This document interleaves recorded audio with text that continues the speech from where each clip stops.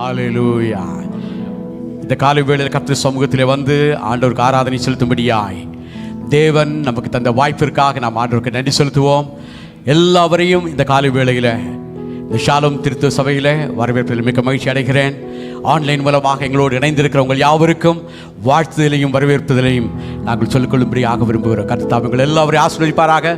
இந்த காலை வேளையில் நாம் எல்லாரும் சேர்ந்து நாம் கர்த்தரை ஆராதிக்க போகிறோம். கர்த்தர் நம்முடைய மத்தியிலே பிரசன்னராக இருக்கிறார். ஹல்லேலூயா, ஹல்லேலூயா. எனவே இந்த காலை வேளையில் நம்ம எல்லாரும் ஆண்டவரை நாம் ஸ்தோத்தரித்து மகிமைப்படுத்த போகிறோம். பிதாவே, உமக்கு நன்றி செலுத்துகிறோம். உமக்கு நாங்கள் ஸ்தோத்திரம் செலுத்துகிறோம். எங்கள் மத்தியிலே உம்முடைய பிரசன்னம் இருப்பதற்காக ஸ்தோத்திரம். நீர் எங்கள் ஆராதனையை ஆண்டவரை பொறுப்படுத்திக் கொள்வீராக. ஆராதனையின் வல்லமையினால் எங்களை நிரப்புவீராக. உம்முடைய பிரசன்னம் எங்கள் மத்தியிலே ஆண்டவரை நிறைவாய் காணப்படும்படியாய் கர்த்தர் அனுக்கிரகம் பண்ணும்படி நாங்கள் ஜெபிக்கிறோம். நீரே எங்கள் மத்தியிலே ஆண்டவரை உலாவும்படியாய் வேண்டுகிறோம். ஜனங்களை தொடுவீராக, ஆசீர்வதிப்பீராக. ஆராதனையின் அபிஷேகத்தினால் நிரப்புவீராக. ஆராதனையின் ஆசீர்வாதங்களினால் உடைய ஜனங்கள் நிரப்பப்படும்படி இந்த காலை வேளையில் கர்த்தாவே உதவி செய்யும்படியாய் நாங்கள் கேட்கிறோம். ஆவியான பொறுப்படுத்திக் கொள்ளும். இந்த நாளிலே உடைய ஊழியக்காரர் மூலமாக எங்களோடு பேசும்படியாய் வேண்டுகிறோம். ஆண்டவரே, ஜனங்கள் எல்லாவரையும் ஆசீர்வதிப்பீராக. தடைகளை கர்த்தர் மாற்றி போடுவீராக. எல்லாரும் ஏகோபித்து உம்முடைய சமூகத்திலே வந்து உமக்கு ஆராதனை செலுத்தும்படியாய் கர்த்தர் அனுக்கிரகம் பண்ணும்படி நாங்கள் ஜெபிக்கிறோம். இதை செய்வதற்காக ஸ்தோத்திரம். உலகம் எல்லாம் நடக்கிற எல்லா ஆராதனைகளுக்காக ஸ்தோத்திரம். ஆராதனைகள் ஆசீர்வதிக்கிற தேவனாகிய கர்த்தர் எங்கள் ஆராதனை ஆசீர்வதிக்கும்படியாய் உம்மை நோக்கி நாங்கள் வேண்டுகிறோம். ஆண்டவரே, ஸ்தோத்திரமும் துதியும் கனமும் மகிமையும் உமக்கு ஒருவருக்கே செலுத்த நாங்கள் மிகவும் கவனமாயிருக்கிறோம். ஏற்றுக்கொள்வீராக. ஆசீர்வதியும். நசரேயனாகிய இயேசுவின் நாமத்தில் ஜெபிக்கிறோம் நல்ல பிதாவே, ஆமென். எல்லாரும் சத்தமாய் ஆமென் சொல்லுவோம். ஆமென், ஹல்லேலூயா. சேர்ந்து பாடுவோம். யூதாவின் ராஜசிங்கம் நீரே, அல்பாவும் ஒமேகாவும் நீரே, வல்லமை பலஞான மகிமையும் பெற்றுக்கொள்ள பாத்திரர் நீரே. யூதாவின் ராஜசிங்கம் நீரே, அல்பாவும் ஒமேகாவும் நீரே,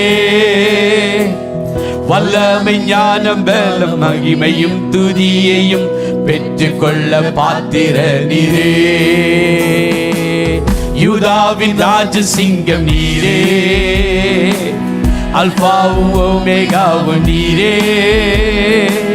வல்லமை ஞானம் மகிமையும் துதியையும் பெற்றுக்கொள்ள பாத்திர நீரே. பாவமானீரே எம்மை நீதியாக்கிட, சாபமானீரே எங்கள் சாபம் போக்கிட, காயமானீரே எங்கள் நோய்கள் தீர்த்திட, ஏழையானீரே எங்கள் ஏழ்மை நீக்கிட.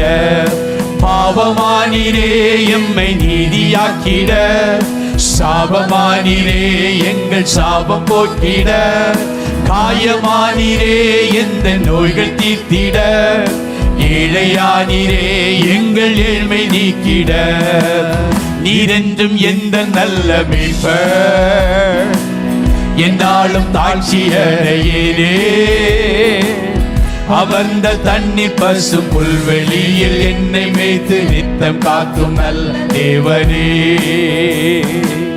நீரென்றும் எந்த நல்ல மேய்ப்பர், என்னாலும் தாட்சியடையீரே. அமர்ந்த தண்ணி பசு புல்வெளியில் என்னை மேய்த்து நித்தம் காக்கும் நல்ல தேவனே. பகைவர் முன்பாக பந்தி ஆயத்தம் செய்தீர், தலையை எண்ணெயால் அபிஷேகமும் செய்தீர். ஜீவனாலெல்லாம் நன்மை கிருபை தொடருவே, நான் கர்த்தர் வீட்டினில் நீடித்து வாழ்வேனே. பகைவர் முன்பாக பந்தி ஆயத்தம் செய்தீர், தலையை எண்ணெயால் அபிஷேகமும் செய்தீர்.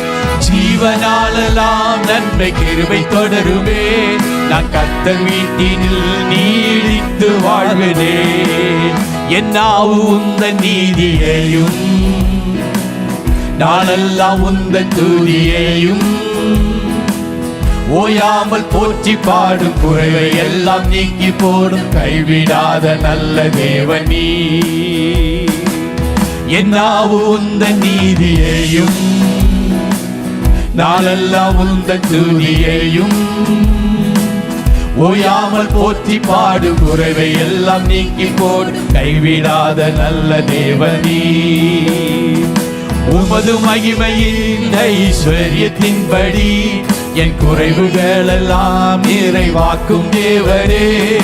யெகோவாயிரே, நீர் எந்தெந்தல் ஷெடாய், பொதுவானவரிலும் மிகவும் அதிகமானவர். உமது மகிமையின் ஐஸ்வர்யத்தின்படி என் குறைவுகள் நிறைவாக்கும் தேவனே. யெகோவாயிரே, நீர் எந்தெந்தல் ஷெடாய், பொதுவானவரிலும் மிகவும் அதிகமானவர். யூதாவின் ராஜசிங்கம் நீரே, அல்பாவும் ஓமேகாவும் நீரே. வல்லமை கனம் ஞான மகிமையும் துதியையும் பெற்றுக்கொள்ள பாத்திர நீரே. யூதாவின் ராஜசிங்கம் நீரே, அல்பாவும் ஓமேகாவும் நீரே. வல்லமை கனம் ஞான மகிமையும் துதியையும் பெற்றுக்கொள்ள பாத்திர நீரே. பாவமானீரே, பாவமானீரே, எம்மை நீதியாக்கிட. சாபமானீரே, எந்த சாபம் போக்கிட. காயமானீரே, எந்த நோய்கள் தீர்த்திட. ஏழையானீரே, எந்த நேர்மை நீக்கிட. பாவமானீரே, என்னை நீதியாக்கிட. சாபமானீரே, எந்த சாபம் போக்கிட. காயமானீரே, எந்த நோய்கள் தீர்த்திட. ஏழையானீரே, எந்த நேர்மை நீக்கிட.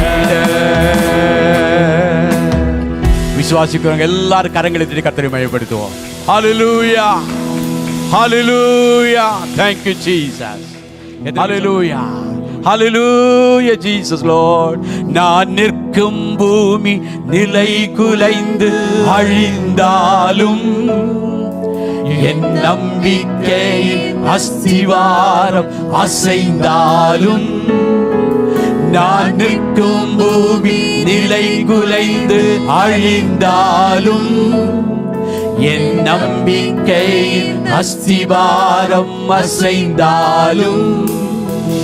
நான் நம்புவதற்கு ஒன்றுமில்லை என்றாலும், நம்புவேன் என் இயேசு ஒருவரை. நான் நம்புவதற்கு ஒன்றுமில்லை என்றாலும், நம்புவேன் என் இயேசு ஒருவரை. கரங்களை உயர்த்தி பாடுவோம். நம்புவேன் என் இயேசு ஒருவரை. ஹல்லேலூயா. நம்புவேன் என் இயேசு ஒருவரை. நம்புவேன் என் இயேசு ஒருவரை. நம்புவேன் என் இயேசு ஒருவரை. என் பாதை எல்லாம் அந்தகாரம் சூழ்ந்தாலும், வாழ்க்கை முடிந்தது மறுவாழ்வு இல்லை என்றாலும். என் பாதை எல்லாம் அந்தகாரம் சூழ்ந்தாலும், வாழ்க்கை முடிந்தது மறுவாழ்வு இல்லை என்றாலும். என்னை தேற்றுவதற்கு யாருமில்லை என்றாலும், நம்புவேன் என் இயேசு ஒருவரை. என்னை தேற்றுவதற்கு யாருமில்லை என்றாலும், நம்புவேன் என் இயேசு ஒருவரை. நம்புவேன், நம்புவேன் என் இயேசு ஒருவரை. ஹல்லேலூயா. நம்புவேன் என் இயேசு ஒருவரை.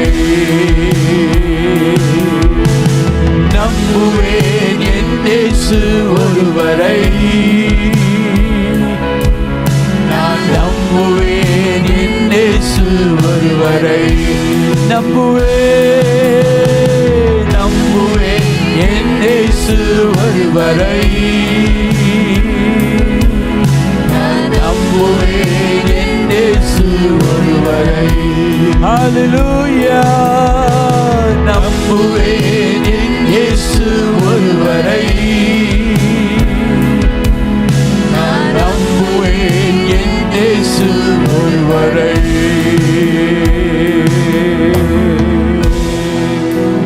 ஹalleluya. பிதாவே உமக்கு நன்றி செலுத்துகிறோம். இந்த காலை வேளையில் நாங்கள் வாய்களை திறந்து அறிக்கையிடுகிறோம். நாங்கள் உண்மை மாத்திரம் நம்புவோம் ஆண்டவரே. எங்கள் வாழ்க்கை சூழ்நிலைகள் இதுவாக இருந்தாலும் ஆண்டவரே, உம்மிலே பலன் கொள்ளுகிற மனுஷன் பாக்கியவான் என்று வேதம் சொல்கிறது. எங்களுக்கு இருக்கிற ஒரே ஒரு நம்பிக்கை நீர் மாத்திரமே. உம்மை நம்புவோம் ஆண்டவரே. உம்மை நாங்கள் நம்பும்படி இன்னும் எங்களுக்கு கிருபை தாரும். இந்த ஆண்டவரே, இந்த காலை வேளையில் உம்முடைய சமூகத்தில் நாங்கள் ஆராதிக்கும் பொழுது ஆண்டவரே, நீர் எங்கள் மேல் ஆண்டவரே, நீர் எங்கள் மேல் ஆண்டவரே பிரியமாயிருக்கும்படி நாங்கள் கேட்கிறோம். எங்களை வழி நடத்தும் ஆண்டவரே. எங்கள் வாழ்க்கையின் பாதைகளில் தேவரீர் எங்களோடு கூட கடந்து வாரும். ஒவ்வொரு நாளும் உம்முடைய பிரசன்னம் எங்களுக்கு ஆண்டவரே நீர் அளவில்லாமல் அருளும்படி கேட்கிறோம். நீர் எங்கள் வாழ்க்கையில் செய்த உபகாரங்கள், நன்மைகள் எல்லாவற்றிற்காக இருதயம் திறந்து நாங்கள் உம்மை ஸ்தோத்தரிக்கிறோம். எதிர்காலத்துக்கு நாங்கள் உண்மையை நம்பி இருக்கிறோம் ஆண்டவரே. மனுஷனை நம்புவதை விட கர்த்தர் பேரில் பற்றுதலாயிருப்பதே நலம் என்று வேதம் சொல்லுகிறது. உம்மை மாத்திரம் நம்பி இருக்கிறோம். எங்கள் ஆராதனையில் கர்த்தர் பிரியப்படுவதற்காய் ஸ்தோத்திரம். எங்கள் ஆராதனையை கர்த்தாவினர் ஏற்றுக்கொள்வதற்காய் ஸ்தோத்திரம். உம்முடைய கரங்களில் ஒப்புக் கொடுக்கிறோம். ஆராதனை எல்லா பகுதிகளிலேயும் பரிசுத்த ஆவியானவரின் கண்ட்ரோல் ஆண்டவரே, உம்முடைய அதிகாரம் காணப்படும்படி நாங்கள் கேட்கிறோம் ஆண்டவரே. நீர் மகிமை எடுத்துக்கொள்வீராக. ஆசீர்வதியும். நசரேயனாகிய இயேசுவின் நாமத்தில் ஜெபிக்கிறோம் நல்ல பிதாவே, ஆமென். நம்முடைய சிறப்பு செய்தியாளரை அறிமுகப்படுத்தும்படி பாஸ்டர் வினோ அவர்களை முன்பாக அழைக்கிறேன். Praise the lord. ஆமென். கர்த்தர் நல்லவர். இந்த காலை நேரத்திலே உங்கள் அனைவரையும் அன்போடு கூட இந்த ஆராதனையிலே உங்களை காண்பதிலே மிகவும் மகிழ்ச்சி அடைகிறேன். இந்த நாளில் நிச்சயமாக உங்களுடைய எதிர்பார்ப்புகள் வீணாய் போகாதபடி கர்த்தர் இந்த வார்த்தை பகுதியினூடாகவும் உங்களோடு இடைப்படுவாராக என்பதிலே எந்த ஒரு சந்தேகமும் இல்லை. இந்த நாளிலே தேவனுடைய வார்த்தையை கொண்டு வருகிற தேவ ஊழியக்காரரை அறிமுகப்படுத்துவதிலே நான் மிகவும் பெருமை அடைகிறேன், சந்தோஷம் அடைகிறேன். அவர் பாஸ்டர் அமல்ராஜ் அவர்கள் கேரளாவில் இருக்கக்கூடிய பாலக்காடு என்ற இடத்துல ஹெவன்லி வேர்ட் அசம்பிளி என்று சொல்லப்படுகிற ஒரு சபையினுடைய தலைமை போதகராக இருந்து வருகிறார். கடந்த 25 வருடங்களுக்கு மேலாக ஆண்டவருடைய ஊழியத்தை அவரும் மனைவியும் அவருடைய மகனுமாக சேர்ந்து குடும்பமாக செய்து வருகிறார்கள். அவருக்கு உதவி ஊழியர்களும் இருக்கிறார்கள். ஒரு பெரிய சபையை அந்த இடத்திலே அவர் தலைமை தாங்கி நடத்தி வருகிறார். அது மாத்திரமல்லாமல் உலகத்தின் பல இடங்களுக்கும் சென்று ஆண்டவருடைய சபைகளை, தேவ சபைகளை பலப்படுத்துகிற ஊழியத்தில் கர்த்தர் அவரை மிகவும் அதிகமாய் இந்த நாட்களிலே ஈடுபடுத்தி கொண்டு வருகிறார். மலேசியா மற்றும் மிடில் ஈஸ்ட் கண்ட்ரீஸ் இப்படியான இடங்களுக்கு அவர் அதிகமாய் சென்றிருக்கிறார். இந்த கடந்த மாதத்தில் இருந்து கிட்டத்தட்ட இப்பொழுது ஒரு மாதம் ஆகிறது. இன்னும் ஒரு இரு தினங்களில் அவர் மீண்டும் இந்தியா கடந்து செல்ல இருக்கிறார். ஆனாலும் இந்த அவர் வந்த நாளிலிருந்து இந்த நாள் வரையில் அவருக்கு எந்த ஒரு ஓய்வும் இருக்கவில்லை. ஒவ்வொரு நாளும் அவருக்கு ஏதாவது ஒரு கூட்டம் இருந்து கொண்டே இருந்தது. ஆகவே இந்த நாளிலும் ஆண்டவருடைய வார்த்தையை அவர் எங்கள் மத்தியிலே பகிர்ந்து கொள்ள இருக்கிறார். அநேக பிரசங்கிமார்களை நாங்கள் கேட்டிருக்கிறோம், பிரசங்கங்களை கேட்டிருக்கிறோம். ஆனால் தேவனுடைய வார்த்தையை ஆழமாக போதிக்கக்கூடியவர்கள் இன்றைய நாட்களிலே மிகவும் அரிதாக இருக்கிறது. அதுவும் சத்தியத்தை சத்தியமாய் போதிக்கிறவர்கள் இன்றைக்கு மிகவும் ஒரு சிலர். அந்த வகையிலே பாஸ்டர் அமல்ராஜ் அவர்களுடைய செய்தி இன்றைக்கு நிச்சயமாகவே உங்கள் ஒவ்வொருவருக்கும் இந்த நேரலை வழியாக இந்த சர்வீஸை பார்த்து கொண்டிருக்கிற ஒவ்வொருவருக்கும் மிகவும் ஆசீர்வாதமாக இருக்கும் என்று நான் நம்புகிறேன். அப்படியே கர்த்தர் செய்வாராக. இன்றைக்கு எங்களுடைய இருதயங்களை நாங்கள் திறந்து ஆண்டவருடைய வார்த்தைக்கு ஆவலோடு நாங்கள் காத்திருப்போம். பாஸ்டர் அமல்ராஜ் மூலமாக கர்த்தர் எங்களோடு கூட பேசட்டும். ஆமென். Praise the lord. சீக்கிரமாக வரப்போகிற ஆண்டவரும் இரட்சகருமான இயேசு கிறிஸ்துவின் நாமத்தில் இந்த காலை ஆராதனையில் கடந்து வந்திருக்கிற உங்கள் யாவரையும் அன்போடு கூட நான் வாழ்த்துகிறேன், வரவேற்கிறேன். விசேஷமாக என்னை இன்று உங்கள் மத்தியில் கர்த்தருடைய வார்த்தையை கொடுக்க என்னை அன்போடு அழைத்த அனுமதித்த அருமையான பாஸ்டர் ஜான் ஜார்ஜ் அவர்களுக்கு விசேஷமான வாழ்த்துக்களை நான் தெரிவிக்கிறேன். இந்த நாளில் என்னை அறிமுகப்படுத்தின, இந்த நாட்களில் எல்லாம் என்னை தெய்வ ஊழியத்தில் பயன்படுத்தின அருமையான போதகர் பாஸ்டர் வினோ அவர்களுக்கும் விசேஷமாக வாழ்த்துக்களை தெரிவிக்கிறேன். இந்த ஞாயிற்றுக்கிழமை உங்களோடு இணைந்து ஆராதித்ததில் நான் மிகுந்த மகிழ்ச்சி அடைகிறேன்.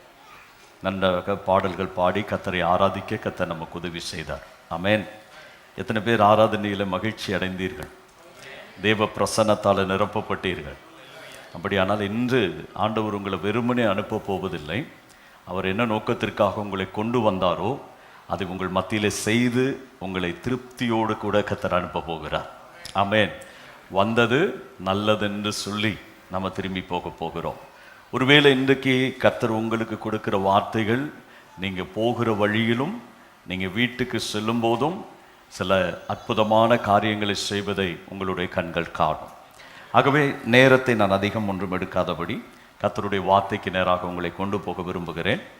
1 யோவான் எழுதின புத்தகத்தில், யோவான் எழுதின முதல் நிரூபத்தில் 2வது அதிகாரம் 20வது வசனத்தையும் 27வது வசனத்தையும், 1 John chapter 2 verse number 20 and 27.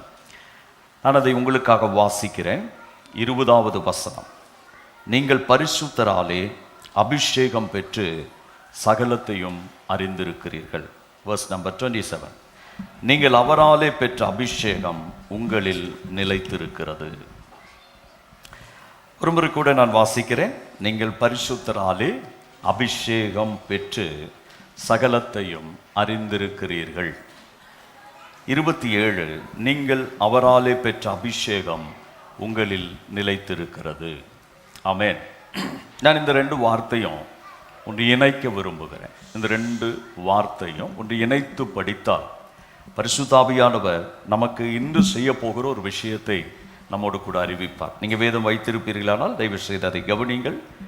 20வது வசனம், நீங்கள் பரிசுத்தராலே அபிஷேகம் பெற்றிருக்கிறீர்கள்.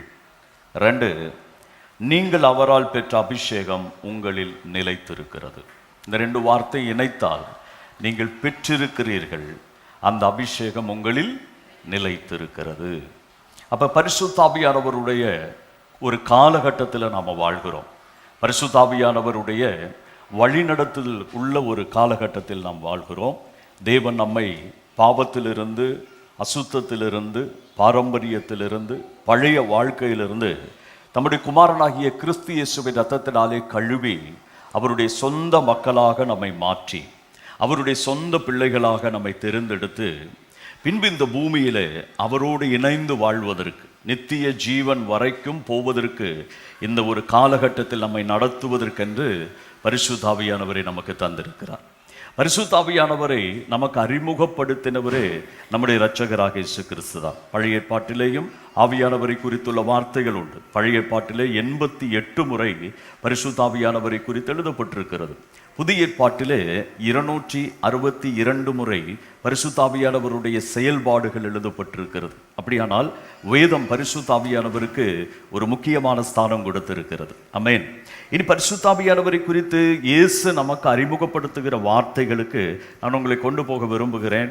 யோவான் எழுதின சுவிசேஷத்தை நீங்கள் திருப்பிக் கொள்ளுவீர்களே, ஆனால் அதில் 14வது அதிகாரத்தில் 16வது வசனத்தில் நாம் இவ்விதமாய் வாசிக்கிறோம், நான் பிதாவை வேண்டிக் கொள்ளுவேன், அப்பொழுது என்றென்றைக்கும் உங்களுடனே கூட இருக்கும்படிக்கு சத்திய ஆவியாகிய வேறொரு தேற்றரவாளனை அவர் உங்களுக்கு தந்தருள்வார்.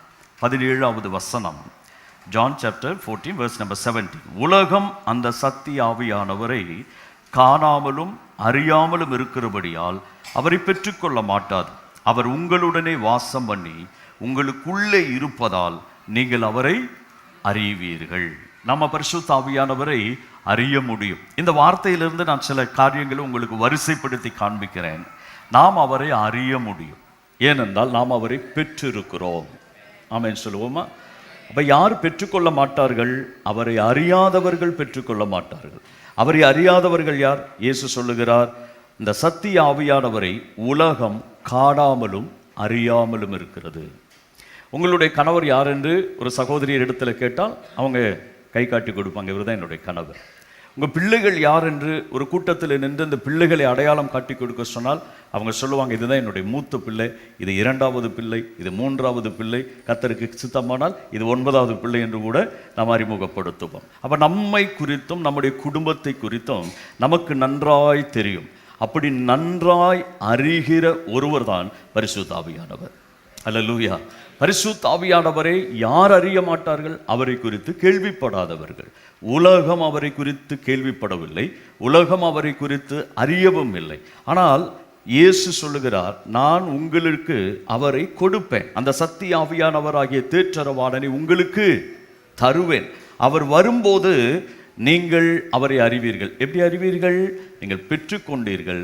2, அவர் உங்களோடு தங்கி வசிக்கிறவராயிருக்கிறபடினால நீங்கள் பெற்ற அபிஷேகம் உங்களுக்குள் நிலைத்திருக்கும். ஆவியானவர் நிலைத்திருக்கிற ஆவியானவர். ஆகவே நீங்கள் அவரை அறிவீர்கள். அப்ப பெற்றுக்கொள்ளுகிற அனுபவம் வேறு, அவரை அறிவது வேறு.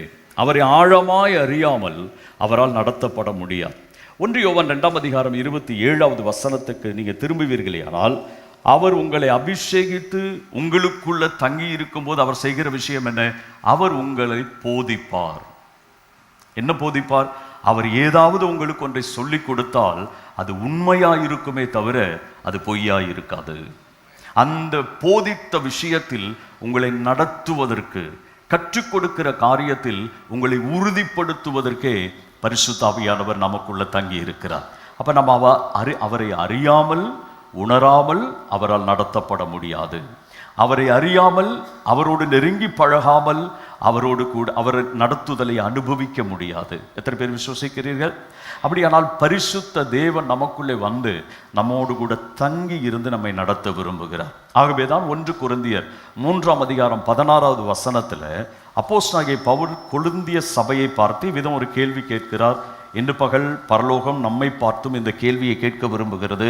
நான் அந்த வசனத்தை வாசிக்கிறேன். நீங்கள் தேவனுடைய ஆலயமாய் இருக்கிறீர்கள் என்றும் தேவனுடைய ஆவி உங்களில் வாசமாய் இருக்கிறார் என்றும், என்னது அது? அவர் உங்களுக்குள்ளே வாசமாய் இருக்கிறார் என்று நீங்கள் அறியாதிருக்கிறீர்களா? அப்படியானால் அறிய முடியும். எத்தனை பேர் விசுவசிக்கிறீர்கள்? இன்று பகல் பரிசுத்த ஆவியானவரோடு அவர் உங்களுக்குள்ளே வசிக்கவும் அவரோடு கூட ஒரு நெருங்கிய உறவுக்கும் நீங்கள் அனுமதித்தால் பரிசுத்த ஆவியானவர் மற்றொரு நிலைமைக்கு, மற்றொரு லெவலுக்கு நம்மை நடத்த தொடங்குவார். இனி பரிசுத்த ஆவியானவர் நம்மை அபிஷேகித்து நம்மோடு கூட தங்கி நமக்குள்ளே வாசம் பண்ணும்போது அவர் என்னவெல்லாம் செய்வார் என்று பைபிளில் பல இடங்கள் எழுதப்பட்டிருக்கிறது.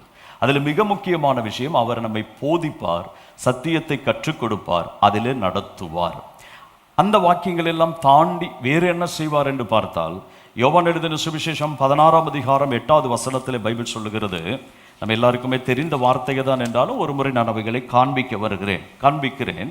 7வது வசனத்தை வாசித்து பாருங்கள். நான் உங்களுக்கு உண்மையை சொல்லுகிறேன், நான் போகிறது உங்களுக்கு பிரயோஜனமாயிருக்கும். நான் போகாதிருந்தால் தேற்றவாளன் உங்களிடத்தில் வரார். நான் போவேனே ஆகில் அவரை உங்களிடத்திற்கு அனுப்புவேன். இயேசு தம்முடைய சீசர்களோடு பேசின வார்த்தைகள் அது. 8வது வசனத்தில் பைபிள் சொல்லுது, அவர் வந்து, அந்த தேற்றரவாளன் வந்து என்ன போதிப்பார், என்ன கற்றுக் கொடுப்பார், என்ன நடத்துவார்? அவர் நடத்துகிறதும் கற்றுக் கொடுத்துகிறதும் உண்மையுள்ளதாக இருக்குமே. அதில் மிக முக்கியமானதாக பைபிள் சொல்வது, பாவத்தை குறித்தும் நீதியை குறித்தும் நியாய தீர்ப்பை குறித்தும் அவர் கண்டித்து உணர்த்த தொடங்குவார். அப்ப நமக்குள் இருந்து சில விஷயங்களை செய்து நித்தியத்தை நோக்கி நம்மை நடத்துவதற்கு பரிசுத்த ஆவியானவர் நம்மோடு கூட இருக்கிறார். அப்படி அவர் செய்கிற ஒரு விஷயத்தை தான் இன்று பகல் நான் உங்களோடு கூட பகிர்ந்து கொண்டு, அந்த ஆவியானவருடைய நடத்துதலின் அனுபவத்திற்காக நான் உங்களுக்காக ஜெபித்து நான் கடந்து போக விரும்புகிறேன். பரிசுத்த ஆவியானவர் இந்த கடிந்து கொண்டு புத்தி சொல்லி நம்மை நடத்தும் போது, அப்படிப்பட்ட அபிஷேகம் உள்ளவர்களை நடத்தினால் மட்டும் போதாது, அவர்களை வழிகாட்டினால் மட்டும் போதாது, சில உண்மைகளை போதித்தால் மட்டும் போதாது, அவர்களோடு கூட இருந்து அவர்களை ஆசீர்வதிக்கவும் செய்வார். அவருடைய நடத்துதலில் நிற்கிற ஒவ்வொருவரையும் தேவன் விசேஷமாய் ஆசீர்வதிப்பார். அவருடைய சத்தம் கேட்டு அவருடைய வார்த்தைக்கு கீழ்ப்படுகிற ஒவ்வொருவரையும் தேவன் உயர்த்த தொடங்குவார். அப்படியானால் அந்த அபிஷேகம் செய்கிற ஒரு காரியத்துக்கு நேராக உங்களை காண்பிக்க போகிறேன். நீங்கள் வேதத்தை எடுத்துக்கொள்ளுங்க. 1 சாமுவேலின் புத்தகம் 2வது அதிகாரம் அதனுடைய 10வது வசனத்தை ஒன்று வாசிக்கலாம். நான் 1 சாமுவேல் 2:10. அது அன்னாளுடைய ஜெபம். அன்னாள் 1வது வசனத்திலிருந்து ஜெபிக்கிற ஒரு ஜெபத்தை நாம் வாசிக்கிறோம். அதில் இந்த ஜெபத்தில் அவங்க பயன்படுத்தின வார்த்தை தான் இந்த 10வது வசனம். அது இவ்விதமாக இருக்கிறது: கர்த்தரோடே வழக்காடுகிறவர்கள் நொறுக்கப்படுவார்கள், வானத்திலிருந்து அவர்கள் மேல் முழங்குவார். கர்த்தர் பூமியின் கடையாந்தரங்களை நியாயம் தீர்த்து தாம் ஏற்படுத்தின ராஜாவுக்கு பலன் அளித்து தாம் அபிஷேகம் பண்ணினவரின் கொம்பை உயர பண்ணுவார் என்று துதித்தார். அல்லேலூயா. அப்ப நாம் பெற்ற அபிஷேகம் நமக்குள் நிலைத்திருக்கிறது. நீங்கள் அவராலே அபிஷேகம் பெற்றிருக்கிறீர்கள். அந்த அபிஷேகம் உங்களில் நிலைத்திருக்கிறது. அந்த நிலைத்திருக்கிற அபிஷேகம் என்ன செய்கிறது? பரிசுத்த ஆவியானவர் என்ன செய்கிறார்? தாம் அபிஷேகம் பண்ணினவர்கள் யாரோ அவருடைய கொம்பை தேவன் உயர்த்த விரும்புகிறார். ஒரு ஆமேன் சொல்லுங்களேன். இன்று பகல் சிலருடைய கொம்புகளை தேவன் உயர்த்த போகிறார். ஆமேன். நமக்கு ஒரு கொம்பு இல்லை, ஆனால் கொம்பு என்ற வார்த்தைக்கு மூல மொழிபெயர்ப்பில் சில அர்த்தங்கள் இருக்கிறது. அதில் பெலன் என்ற ஒரு அர்த்தம் உண்டு. ஒன்று ஸ்ட்ரென்த், பெலன் என்ற அர்த்தம் உண்டு. கிரண் அப்படிங்கிறதா அதனுடைய மூலப்பதம். அதுக்கு மொழிபெயர்ப்பில் வேதம் வைத்திருக்கிறது ஒன்று பெலன். உங்களுடைய கொம்பை தேவன் உயர்த்துவார் என்றால் உங்களுடைய பெலன் உயர்த்தப்பட்டிருக்கும் என்று சொல்லி அர்த்தம். பரிசுத்த ஆவியானவர் உங்களிடத்தில் வரும்போது உங்களை என்ன செய்வார்? அவர் என்ன செய்வார்? பெலன் அடைய பண்ணுவார். ஒரு ஆமென் சொல்லுங்க பார்க்கலாம். ஜெப ஜீவிதத்தில் நீங்க பலவீனமாக இருக்க முடியாது, பரிசுத்தத்தில் நீங்க பலவீனமாக இருக்க முடியாது, விசுவாச வாழ்க்கையில் நீங்க பலவீனமாக இருக்க முடியாது. பரிசுத்த ஆவியானவர் வரும்போது அவர் நமக்கு பலவீனங்களில் உதவி செய்கிறதே நம்மை பலப்படுத்துவதற்காக தான். எத்தனை பேர் விசுவசிக்கிறீர்கள்? நம்ம என்ன வேண்டிக் கொள்ள வேண்டும், ஜெபிக்க வேண்டும் என்று தெரியாது இருக்கும்போது ஜெபத்திற்கு மாத்திரம் பலன் கொடுக்கிற தேவன் அல்ல, பலவீனங்களிலிருந்து நம்மை பலப்படுத்தி பலத்தின் மேல பலனடைய வைக்கிறவர் அவர். அவர் உங்களை ஆளுகை செய்ய தொடங்கிவிட்டால் நீங்கள் பலவீனர்களாக இருக்க மாட்டீர்கள், பலனுள்ளவர்களாக இருப்பீர்கள். பக்கத்தில் கைப்பிடிச்சு அவங்க முகத்தை பார்த்து சந்தோஷமா பேசுகிற குணம் உங்களுக்கு இருக்குமானா பக்கத்தில் கூட கைப்பிடிச்சு சொல்லுங்க, நீங்க பலவீனராக இருக்க முடியாது, பரிசுத்த ஆவியானவர் உங்களை பலப்படுத்துவார். ஆமென். சில இடங்களில் போனால் பக்கத்தில் இருக்கிறவங்க கை கொடுக்க மாட்டாங்க. நான் கேத்தலிக் பேக்ரவுண்ட்லேருந்து ரசிக்கப்பட்டு வந்தவன். நாங்கள் மாஸுக்கு போகும்போது அங்கே ஃபாதர் சொல்லுவார், ஒருவருக்கு ஒருவர் சமாதானத்தை அறிவித்துக் கொள்ளுவோம். இப்போ முன்னாடி கடவுளுக்கு ஒரு சமாதானம், வலது பக்கம் இருக்கிற ஆளை எனக்கு பிடிக்கலைன்னா வலது பக்கம் திரும்பி என்ன செய்ய மாட்டேன்னா சமாதானம் சொல்ல மாட்டேன். இடது பக்கம் சமாதானம், அவர் எனக்கு பிடிச்சிருக்குதுன்னா சமாதானம் அப்படின்னு சொல்லுவோம். இனி சில பேர் செவுத்து பக்கம் உட்காந்துட்டு இருப்பாங்க. அந்த பக்கம் யார் இருக்கிறதுனாலும் சரி சமாதானம் சொல்லுங்கன்னா செவுத்துக்கு ஒரு சமாதானம் சொல்லுவாங்க. அதுபோல் உங்களில் யாரோ பக்கத்தில் திரும்புறதில்லை, நான் யாருன்னு சொல்லலை. சில பேர் கணவன் மனைவியை உட்காந்துட்டு இருக்கிறாங்க, இந்த ஆளுக்கு கை கொடுத்து இந்த ஆளு பலப்பட்டு என்னத்துக்கு ஆக போகுதுன்னு சில சகோதரிகள் திரும்பவே இல்லை, சில சகோதரர்களும் திரும்பலை. போட்டோம். இன்னும் ஒரு வாய்ப்பு நான் கொடுக்குறேன், பக்கத்தில் கைப்பிடிச்சு சொல்ல முடியுமானா அவங்கள பார்த்து சொல்லுங்க, கர்த்தர் உங்களை பலப்படுத்துவார். பக்கத்தில் கைப்பிடிச்சு நல்லா உற்சாகமாக சொல்லுங்க, கர்த்தர் உங்களை. சரி பாஸ்டர், என் பக்கம் யாருமே இல்லை, ஒரு சேர் தான் இருக்குது, அங்கே ஒரு தூதன் இருக்கிறதா நினச்சி தூதனுக்கு கை கொடுத்து சொல்லுங்க, கர்த்தர் என்னை பலப்படுத்துவார். எப்போவுமே வசனம் கேட்கும்போது 2 பேர் சர்ச்சில் பிரசன்ட் ஆவாங்க. ஒன்று தேவனுடைய சபையில் நடக்கிற விஷயங்களை பார்க்க தேவன் சபையிலே தூதர்களை அனுப்புவதுண்டு. வேத புத்தகத்தில் 1 கொரிந்தியர் 11ஆம் அதிகாரத்தில் அது படிக்க முடியும். 2வது எபேசியர் 3ஆம் அதிகாரத்தில் தேவனுடைய அனந்த ஞானத்தை கற்றுக்கொள்வதற்கு உன்னதத்தில் உள்ள துறைத்தனங்களும் அதிகாரங்களும் சபைக்குள்ளே கடந்து வருகிறார்கள். அது 3ஆம் அதிகாரத்தில் வான தூதர்களுடைய சேனையும், எபேசியர் 6ஆம் அதிகாரத்தில் அது சத்துருக்களுடைய சேனையும் குறிக்கிறது. அப்போ தூதர்கள் வந்தால் என்ன செய்வாங்க? தேவன் இந்த சபைக்கு கற்றுக் கொடுக்கறத உட்கார்ந்து கேட்பாங்க. அப்போ ஒவ்வொருவருக்கும் ஒரு தூதன் உண்டு, அப்படி தானே? இல்லையா? வேற ஏதோ தூதனோடு வந்திருக்கிறீங்கன்னு நினைக்கிறேன் நான். தூதன் இருக்கிறார் எத்தனை பேர் விசுவசிக்கிறீங்க? உங்கள் பக்கத்தில் எங்கள் தூதன் எந்த பக்கத்தில் இருப்பார்? வலது பக்கம் வச்சுக்கோ. ஏன்னா இல்லை எப்போவுமே வலது பக்கம் தான் நல்லதுன்னு சொல்கிறோம். அதனால வலது பக்கம் யார் நிற்கிறா? தூதன். இப்போ இடது பக்கம் ஒரு ஆள் நிற்கணும்ல. லூக்கா 8:12 பைபிள் சொல்லுது, வழியருகே விதைக்கப்பட்டவர்கள் வசனத்தை கேட்கிறவர்களாக இருக்கிறார்கள், அவர்கள் கேட்டு ரட்சிக்க கூடாதபடிக்கு பிசாசானவன் வந்து அவர்கள் இருதயத்தில் உள்ள வசனத்தை எடுத்து போடுறான். அப்போ எடுத்து போடணும்னா ஆள் வரணும்ல. அப்போ பக்கத்தில் யார் இருக்கிறா? ரொம்ப ஜாக்கிரதையாக இருங்க. நீங்கள் இடது பக்கம் ஆள் கூட்டு இருக்கிறீங்களா, வலது பக்கம் ஆள் கூட்டு இருக்கிறீங்களான்னு. சில பேர் இடது பக்கம் ஆள் கூட்டு இருப்பாங்க பாஸ்டர், பிரசங்கம் முடிச்சு வெளியே போயிட்டு இன்னைக்கு முதல் குறிப்பு என்னன்னு கேட்டு பாருங்க. அது லூக்கால தானே பாஸ்டர் சொன்னாருன்னு நினைக்கிறேன்.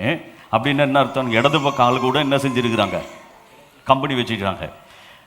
கரெக்டாக வசனம் சொல்கிறாங்க. 1 யோவான் 2ஆம் அதிகாரம் 20-27 தான் பாஸ்டர் வாசித்தாருன்னா வலது பக்கம் ஆள் கூட கம்பெனியாக இருக்கிறாங்க.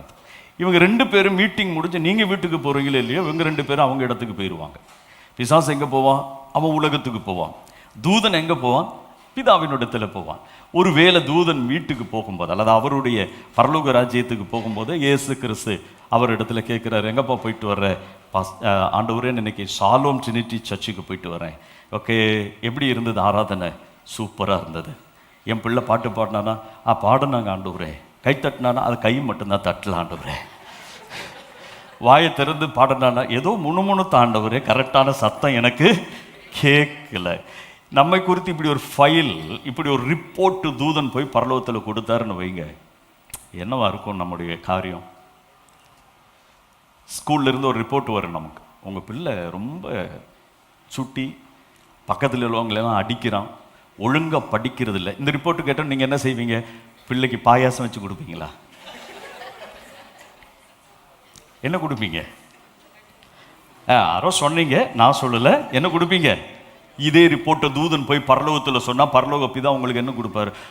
அந்த பெரிய ஒரு அந்த ஃபைலடு இதுவரை பெண்டிங்காக இருக்குது, அவனுடைய ப்ரேயர் ரிக்வெஸ்ட்லாம் கூடன்னு சொல்லி சைன் பண்ணி சீல் வைப்பாருன்னு நினைக்கிறீங்களா? இந்த ஃபைல் தூக்கி பெண்டிங்கில் போட்டுருவேன்றார். இனியும் 2 வருஷத்துக்கு அது அங்கே இருக்கட்டும்னு போட்டுருவார். அதனால் எப்பொழுதும் சபையில் நம்ம ஒன்றை கவனிக்கணும். நம்மளுடைய காரியங்களை கவனிக்க ஒரு தூதனும் உண்டு, நம்முடைய இருதயத்திலிருந்து வசனத்தை எடுத்து போட பிசாசம் உண்டு. ஆகவே சபையிலிருந்து ஏதாவது சொல்லப்படுகிற விஷயங்களில் நம்ம ரொம்ப கவனமாக இருக்கணும். காரணம் அதற்கும் ஒரு பிரதிபலன் உண்டு. ஆமென்.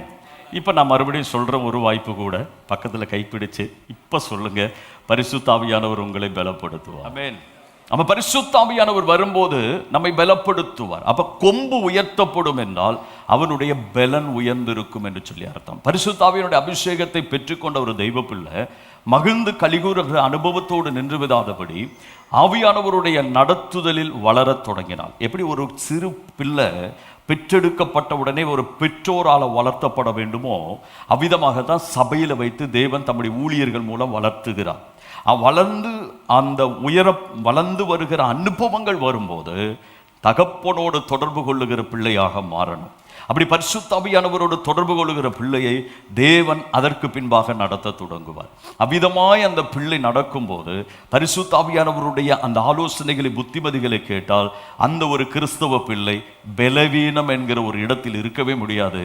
ஆவியானவர் அவர் எல்லா பலவீனத்திலிருந்தும் விடுவித்து பலன் உள்ளவர்களாய் மாற்றுவார். வேதம் வாசிக்கிறதுல ஒரு பலன், ஜெபிப்பதிலே ஒரு பலன், கர்த்தருக்காய் ஊழியம் செய்கிறதிலே ஒரு பலன், தேவனுடைய ராஜ்யத்திற்காய் தீவிரமாய் ஓடுகிறதிலே ஒரு பலன், எல்லா விஷயங்களிலும் அவங்க ஒரு பலனை பார்க்க முடியும். காரணம், தேவன் தான் அபிஷேகம் பண்ணினவருடைய கொம்பை உயர பண்ணுகிற தேவன். முதலாவது அந்த கொம்பு எதுன்னு பார்ப்போம். 1, 2, 3 விஷயங்களை நான் உங்களுக்கு காட்டுகிறேன்.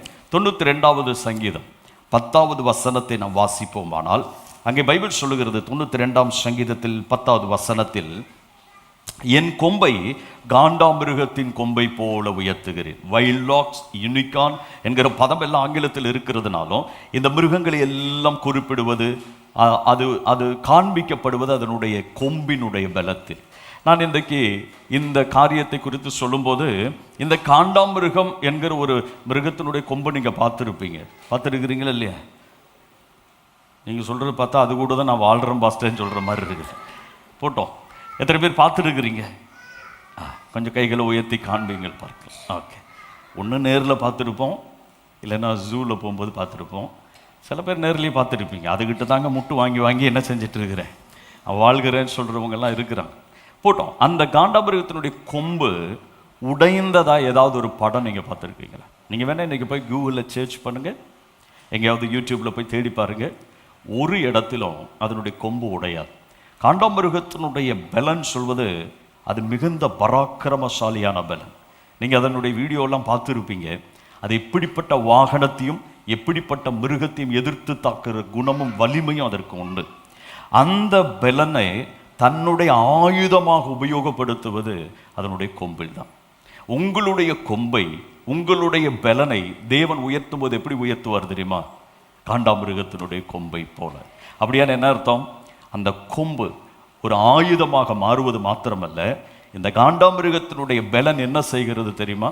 யாக்கோபை தேவன் யோசேப்பு ஆசீர்வதிக்கப்படும் போது வாசித்து பாருங்க, உபாகமத்தின் புத்தகம் 33ஆம் அதிகாரம் 17வது வசனத்தில் இந்த வார்த்தை அங்கே எழுதப்பட்டிருக்கிறது. அது யோசேப்புக்கு கொடுக்கப்பட்ட வார்த்தை. ஆனால் அந்த வார்த்தையை நீங்கள் படிக்கும்போது அங்கே இவ்விதமாக இருக்கிறது. அவன் அலங்காரம் அவன் தலையீற்று காளையனுடைய அலங்காரம் போலவும், அவன் கொம்புகள் காண்டாமிருகத்தின் கொம்புகளைப் போலவும் இருக்கும். அந்த காண்டாமிருகத்தின் கொம்புகளைப் போல இருக்கிற அந்த பலனை வைத்து அவன் என்ன செய்ய போகிறான்? அவைகளாலே ஜனங்களை ஏகமாய் தேசத்தின் கடையாந்திரங்கள் மட்டும் முட்டி துரத்துவான். அதனுடைய அர்த்தம் என்ன? கர்த்தர் உங்கள் பலனை காண்டாமிருகத்தின் பலனுக்கு ஒப்பாக உங்களுடைய கொம்பை உயர்த்தும் போது உங்கள் சத்துருக்களை, உங்களுக்கு எதிராக வருகிற போராட்டங்களை, உங்களுக்கு எதிராக சத்துரு கொண்டு வருகிற எல்லா தந்திரங்களையும் உங்கள் எல்லைகளை விட்டு அகற்றுகிற ஒரு பலனுள்ளவர்களாய் உங்கள் கொம்பு உயர்த்தப்பட்டிருக்கும். அல்லேலூயா. கண்ணீர் வடிக்க மாட்டோம், வேதனைப்பட்டு கொண்டு இருக்க மாட்டோம். மற்றவரிடத்தில் போய் பாஸ்டர் நெருக்கப்படுகிறேன், பிரதர் நான் நெருக்கப்படுகிறேன், வீட்டில் பிரச்சனை பிரதர், இல்லை எவ்வளோ பெரிய பிரச்சனை வந்தாலும் மெடிக்கல் சயின்ஸினால கூட நடக்க முடியாத அற்புதங்கள் நடந்தால் ஒழிய இன்னைக்கு ஒரு வழியில் என்று சொல்லப்படுகிற சூழ்நிலைகள் வந்தாலும் அபிஷேகம் உங்களில் உண்டோ, உங்கள் சகல பிரச்சனைகளை உங்களை எல்லைகளை விட்டு தள்ளி போட உங்களுக்கு பலன் உண்டாகும். கர்த்தருடைய ஆவியானவர் வரும்போது அவ்விதமாய் உங்களை பலப்படுத்துவார். எத்தனை பேர் என்னோடு விசுவாசிக்கிறவர்கள்? எத்தனை பேருடைய கொம்பு உயர்த்தப்பட வேண்டும்? அதனுடைய கொம்பின் பலத்தினாலே, காண்டாமிருகத்துக்கு ஒப்பான பலத்தினாலே உங்கள் சத்துருக்களை உங்கள் எல்லையை விட்டு நீங்கள் துரத்துவீர்கள். இன்று உங்கள் குடும்பத்தில் நீங்கள் சில வேலைகளில் கண்ணீர்களை வடித்து கொண்டிருக்கலாம், உள்ளத்தின் ஆழத்தில் வேதனைகளை சகித்து கொண்டிருக்கலாம். வெளியே சிரித்த முகமாய் இன்றைக்கு ஆலயத்தில் வந்து உட்கார்ந்து நீங்கள் கர்த்தரை துதிக்கும் போதும் உள்ளத்தின் ஆழத்தில் குடும்பங்களை குறித்து, பிள்ளைகளை குறித்து, கணவனை குறித்து, மனைவியை குறித்து அல்லது சூழ்நிலைகளை குறித்து ஒரு பாரத்தோடு நீங்கள் அமர்ந்திருக்கலாம். நான் உங்களை பார்த்து சொல்லுகிறேன், உங்களுக்குள் இருக்கிற அபிஷேகம் உங்களை கண்ணீர் வடிக்க வைத்து ஒரு மூலையில் ஒதுக்கி வைக்க வெளிப்பட்டது அல்ல. உங்களை பலப்படுத்தி உங்கள் சத்துருவின் வல்லமைகளை உங்கள் குடும்பத்தை விட்டு, உங்கள் பிள்ளைகளுடைய வாழ்க்கையை விட்டு, உங்கள் கணவரை விட்டு, உங்கள் மனைவியினுடைய எல்லைகளை விட்டு துரத்தி போடுவதற்கு உங்களை அதிகாரப்படுத்துகிற அபிஷேகம் அது. கர்த்தருடைய ஆவியானவர் உண்டோ, நீங்க ஒரு மூலையில் அடங்கி இருக்க மாட்டீர்கள். நான் எப்பவும் சொல்லுவேன், ஒரு கவுன்சிலிங் செய்ய முடியாததை பரிசுத்த ஆவியானவர் செய்து முடித்துடுவார். ஏசாவுக்கு ஒரு பெரிய குணம் இருந்தது தெரியுமா உங்களுக்கு?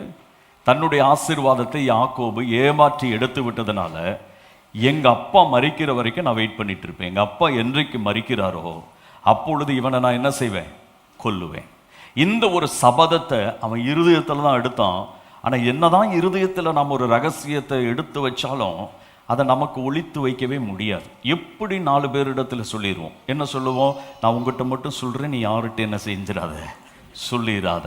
இன்னைக்கு உதாரணத்துக்கு நான் பாஸ்டர்ட் அப்படி சொல்கிறேன், பாஸ்டால் அந்த ரகசியத்தை வைக்கவே முடியாது. பாஸ்டர் என்ன செய்வார்?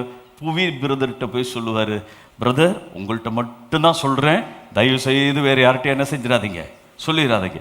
இது இங்கிருந்து பாஸ்டர் வினோட்ட போய் இப்படியே இந்த சர்ச்செல்லாம் போய் கடைசியாக அந்த பிரதர்கிட்ட வந்து அவரே வந்து இவர்கிட்ட சொல்லுவார். என்னன்னு சொல்லி, பிரதர் நான் உங்கள்கிட்ட ஒரு ரகசியம் சொல்கிறேன், தயவு செய்து வேறு யார்கிட்ட என்ன செஞ்சிடாதீங்க, சொல்லிடாதீங்க. அது எங்கிருந்து தான் போச்சு, இங்கிருந்து தான் போச்சு. ஆனால் சுற்றி சுற்றி எங்கே வரும்?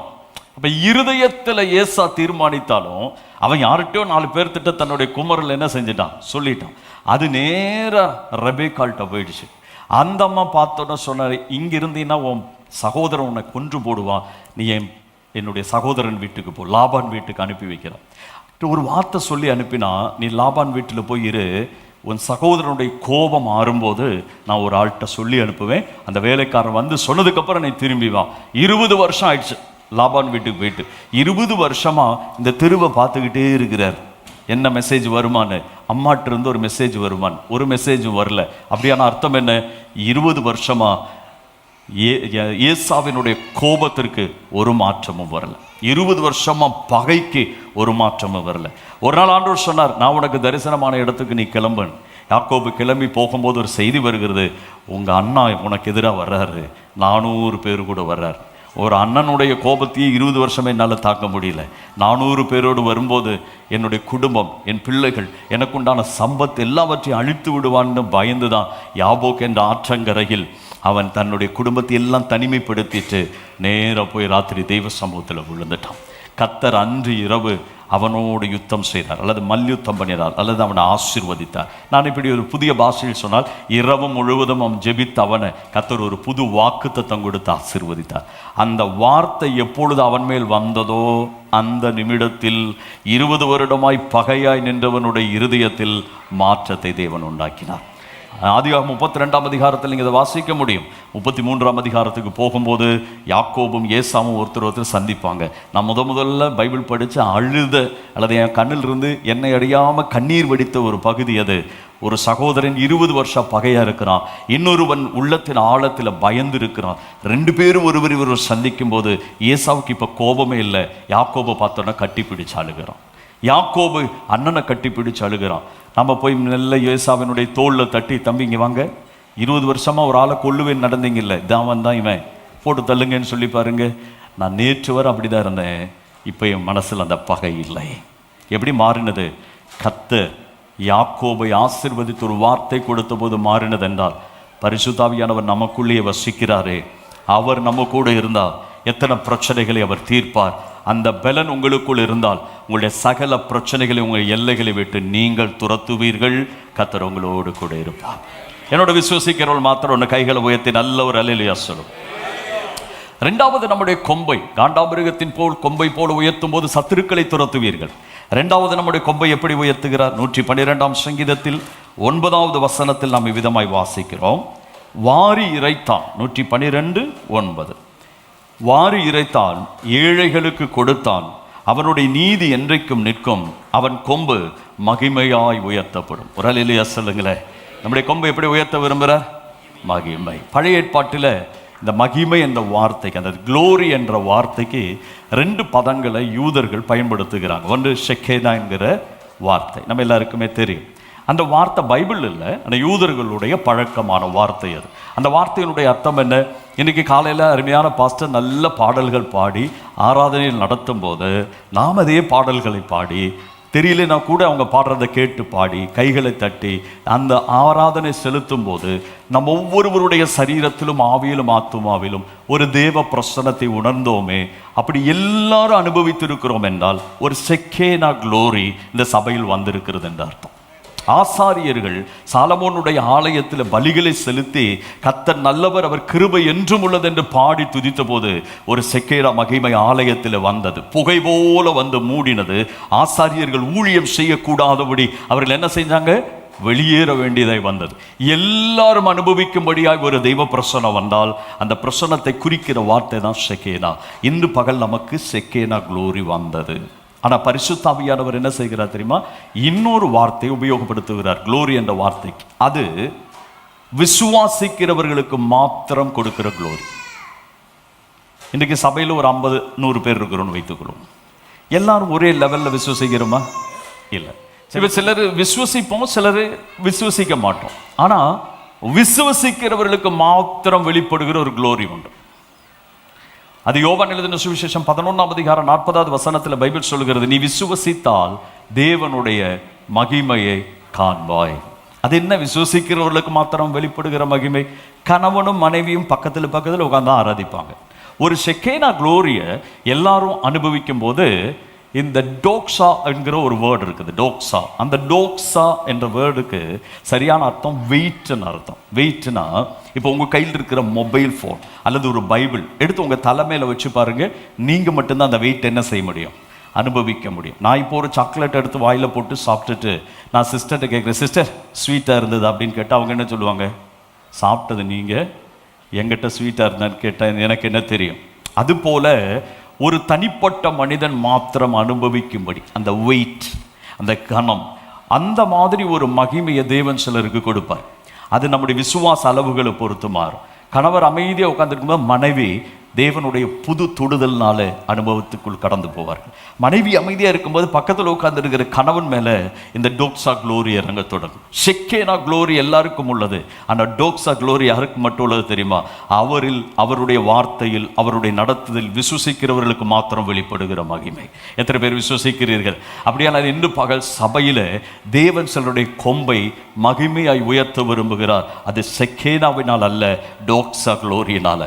அது வெளிப்பட்டால் என்னவென்றால், இங்கிருந்து திரும்பி போகும்போது மற்றவர்கள் அனுபவித்ததை காட்டிலும் வேறு விசேஷமான தொடுதலை வார்த்தையினாலோ அபிஷேகத்தினாலோ வல்லமையினாலோ உங்க சரீரம் அனுபவிக்கும்படி கர்த்தர் உங்க மேல் அந்த மகிமையை அனுப்பினால் உங்க கொம்பு மகிமையாய் உயர்த்தப்பட தொடங்கும். அல்லேலூயா. 120 பேர் எழுந்து நின்று ஆமென் தேவனுடைய நாமத்திற்கு மகிமை செலுத்தினாலும், அப்போஸ்தலருடைய காலத்தில் தெரிந்தெடுக்கப்பட்ட 7 பேர் அந்த பந்தி விசாரிப்புக்காக தெரிந்தெடுக்கப்பட்டாலும், ஒரு ஸ்தேஃபான, நான் சொல்வது புரியுதா உங்களுக்கு? ஒரு ஸ்டீஃபனை, ரெண்டாவது யாருன்னு சொல்லுங்க பாப்போம். பிலிப்பு மற்றொரு மகிமையான ஊழியத்தை செய்தான். 7 பேர் தேர்ந்தெடுக்கப்பட்டாங்க. நான் இந்த வார்த்தை இப்படி சொல்றேன், 7 பேர் மேல அப்போஸ்தலர்கள் கைவைத்த போது பரிசுத்த ஆவியானவரை பெற்றுக்கொண்டாரு. 7 பேருக்கும் செய்ய வேண்டிய டியூட்டிகள் இருந்தது, செய்தார்கள். ஆனால் 2 பேர் மாத்திரம் விசேஷமாய் தேவனுடைய முகத்தையும் தேவனுடைய வார்த்தையும் விசுவசித்தார்கள். அதனால தான் 7 பேர்ல 2 பேர் டோக்ஸா குளோரியினால வெளியே வந்தார்கள். அந்த 2 பேரையும் தேவன் வல்லமையை பயன்படுத்தினார். ஒருவன் ஸ்தேஃபான், இன்னொருவன் பிலிப்பு. பிலிப்புவனுடைய ஊழியத்தை குறித்து நீங்க கவனிச்சு பாருங்க. பந்தி விசாரிப்போடு நிக்கல, அதற்கு அப்புறமாய் தேவன் பயன்படுத்தினார். நான் இன்றைக்கு உங்களை பார்த்து சொல்லுகிறேன், கர்த்தர் உங்க கொம்பை உயர்த்தினா சபையில நீங்க தொடர்ந்து வரலாம். ஆனா இதற்குள்ளிருந்து சிலரை டோக்ஸா குளோரியினால தேவன் நிறைத்தால் உங்க கொம்பு விசேஷமானதாய் வெளியே வரும். கூட்டத்தில் ஒருவரை போல நீங்க இருக்க மாட்டீர்கள். ஒரு ஜப அபிஷேகத்தை தேவன் உங்களுக்கு தந்து உயர்த்துவார். பிரசங்கிக்கிற கிருபைகளை தந்து உயர்த்துவார். கிருபா வரங்களால நிறைத்து உபயோகப்படுத்துவார். நீங்க யாரோடெல்லாம் பேசுகிறீர்கள் அவர்களை எல்லாம் தெய்வராஜ்யத்துக்கு கொண்டு வரும்படி உங்க நாவில் ஒரு விசேஷித்த அபிஷேகத்தை வைப்பார்.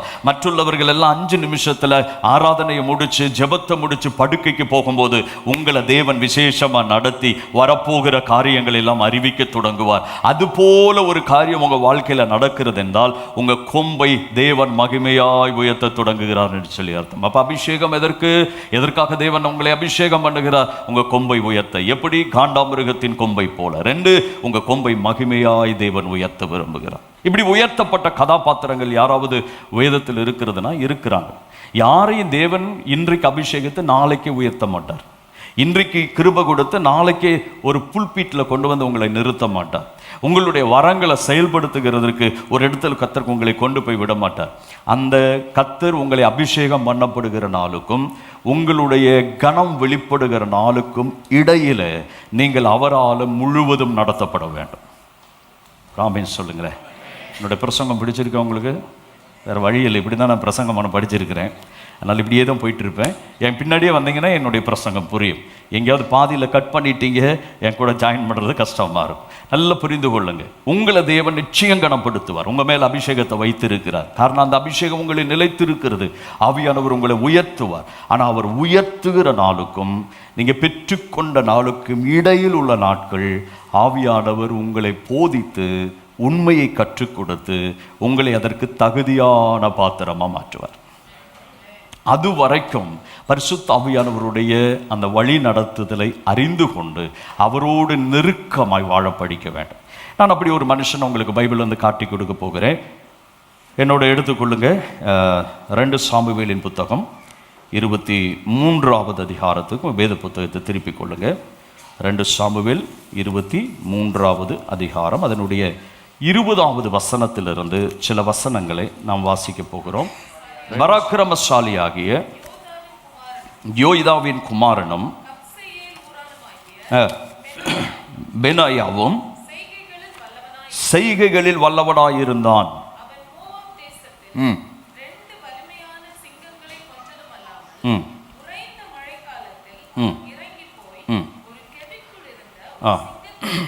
கொன்று போட்டான். அடுத்த வசனம்.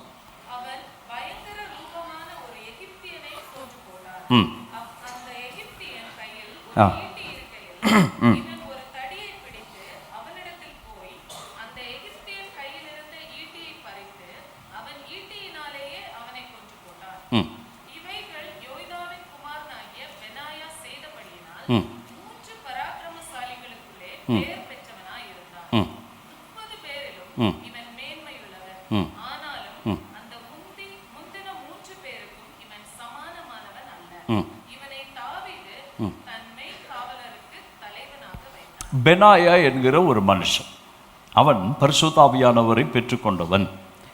2 பரிசுத்த ஆவியானவரால் நடத்தப்பட்டவன். 3 பரிசுத்த ஆவியானவராலே அவனுடைய கொம்பு உயர்த்தப்பட்டிருக்கிறது.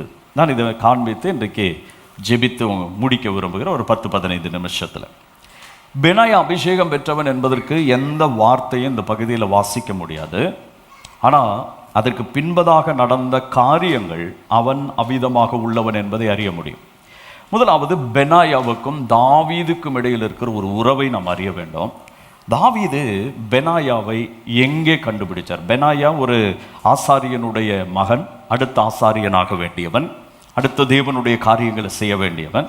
அவனை முதல்ல தாவீது தெரிந்தெடுத்து வைத்த ஒரு இடம் உண்டு. அந்த இடத்தை நீங்கள் பைபிளில் வாசிப்பீர்களானால் 1 நாளாகமத்தின் புத்தகத்தில் எடுத்துக்கொள்ளுங்க. 1 Chronicles chapter 15. நான் உங்களுக்கு ஒரு ஹோம்ஒர்க் கொடுத்தா நீங்கள் எத்தனை பேர் வீட்டில் போய் செய்வீங்க? ஓகே. இந்த 22வது வசனத்தில் நம்ம படிக்கிறோம், 3 பராக்கிரமசாலிகளில் அவன் பெயர் பெற்றவன் என்று எழுதப்பட்டிருக்கு. 2, 30 பேரிலும் அவன் மேன்மை உள்ளவன் எழுதப்பட்டிருக்கு. இந்த யார் இந்த 3 பேர், யார் இந்த 30 பேர்னு தெரியணும்னா நீங்கள் வீட்டில் போய் 1 நாளாகமத்தின் புத்தகம் 11ஆம் அதிகாரம் 12ஆம் அதிகாரம், இந்த அதிகாரங்களில் இப்போ படிக்க வேணும் சொல்லலை, வீட்டில் போய் நீங்கள் என்ன செய்யணும்? படிக்கணும். அங்கே ஒரு 30 பேருடைய லிஸ்ட் இருக்குது. அதில் விசேஷமாக தாவீது தெரிந்தெடுத்த 3 பேர் இருக்கிறார்கள். அந்த 3 பேருக்கு மேலே வேறு 2 பேர் இருக்கிறாங்க. அவங்க தான் மெய்காப்பாளர்கள். அவர்களுக்கு மேலே ஒரு பதவியை தேவன் கிரியேட் பண்ணி இந்த பெனாயாவுக்கு கொடுக்குறார். இதுதான் உயர்வு. இந்த 30 பேருக்கு மேலே 3 பேர், 3 பேருக்கு மேலே வேறு 2 பேர், அந்த 2 பேருக்கு மேலே ஒரு பதவியை தேவன் பெனாயாவுக்காக கிரியேட் பண்ணிடுறார் என்றால் நமக்கும் அதை செய்ய அவர் வல்லமை உள்ளவர். எதனால பெனாயா விதமாக உயர்த்தப்படுகிறான்? பெனாயாவினுடைய லைஃப்பை நீங்கள் கவனிச்சிங்கன்னா அவர் முதல் எங்கே இருக்கிறார் என்றால், வாசிங்க 15:24 1 Chroniclesல.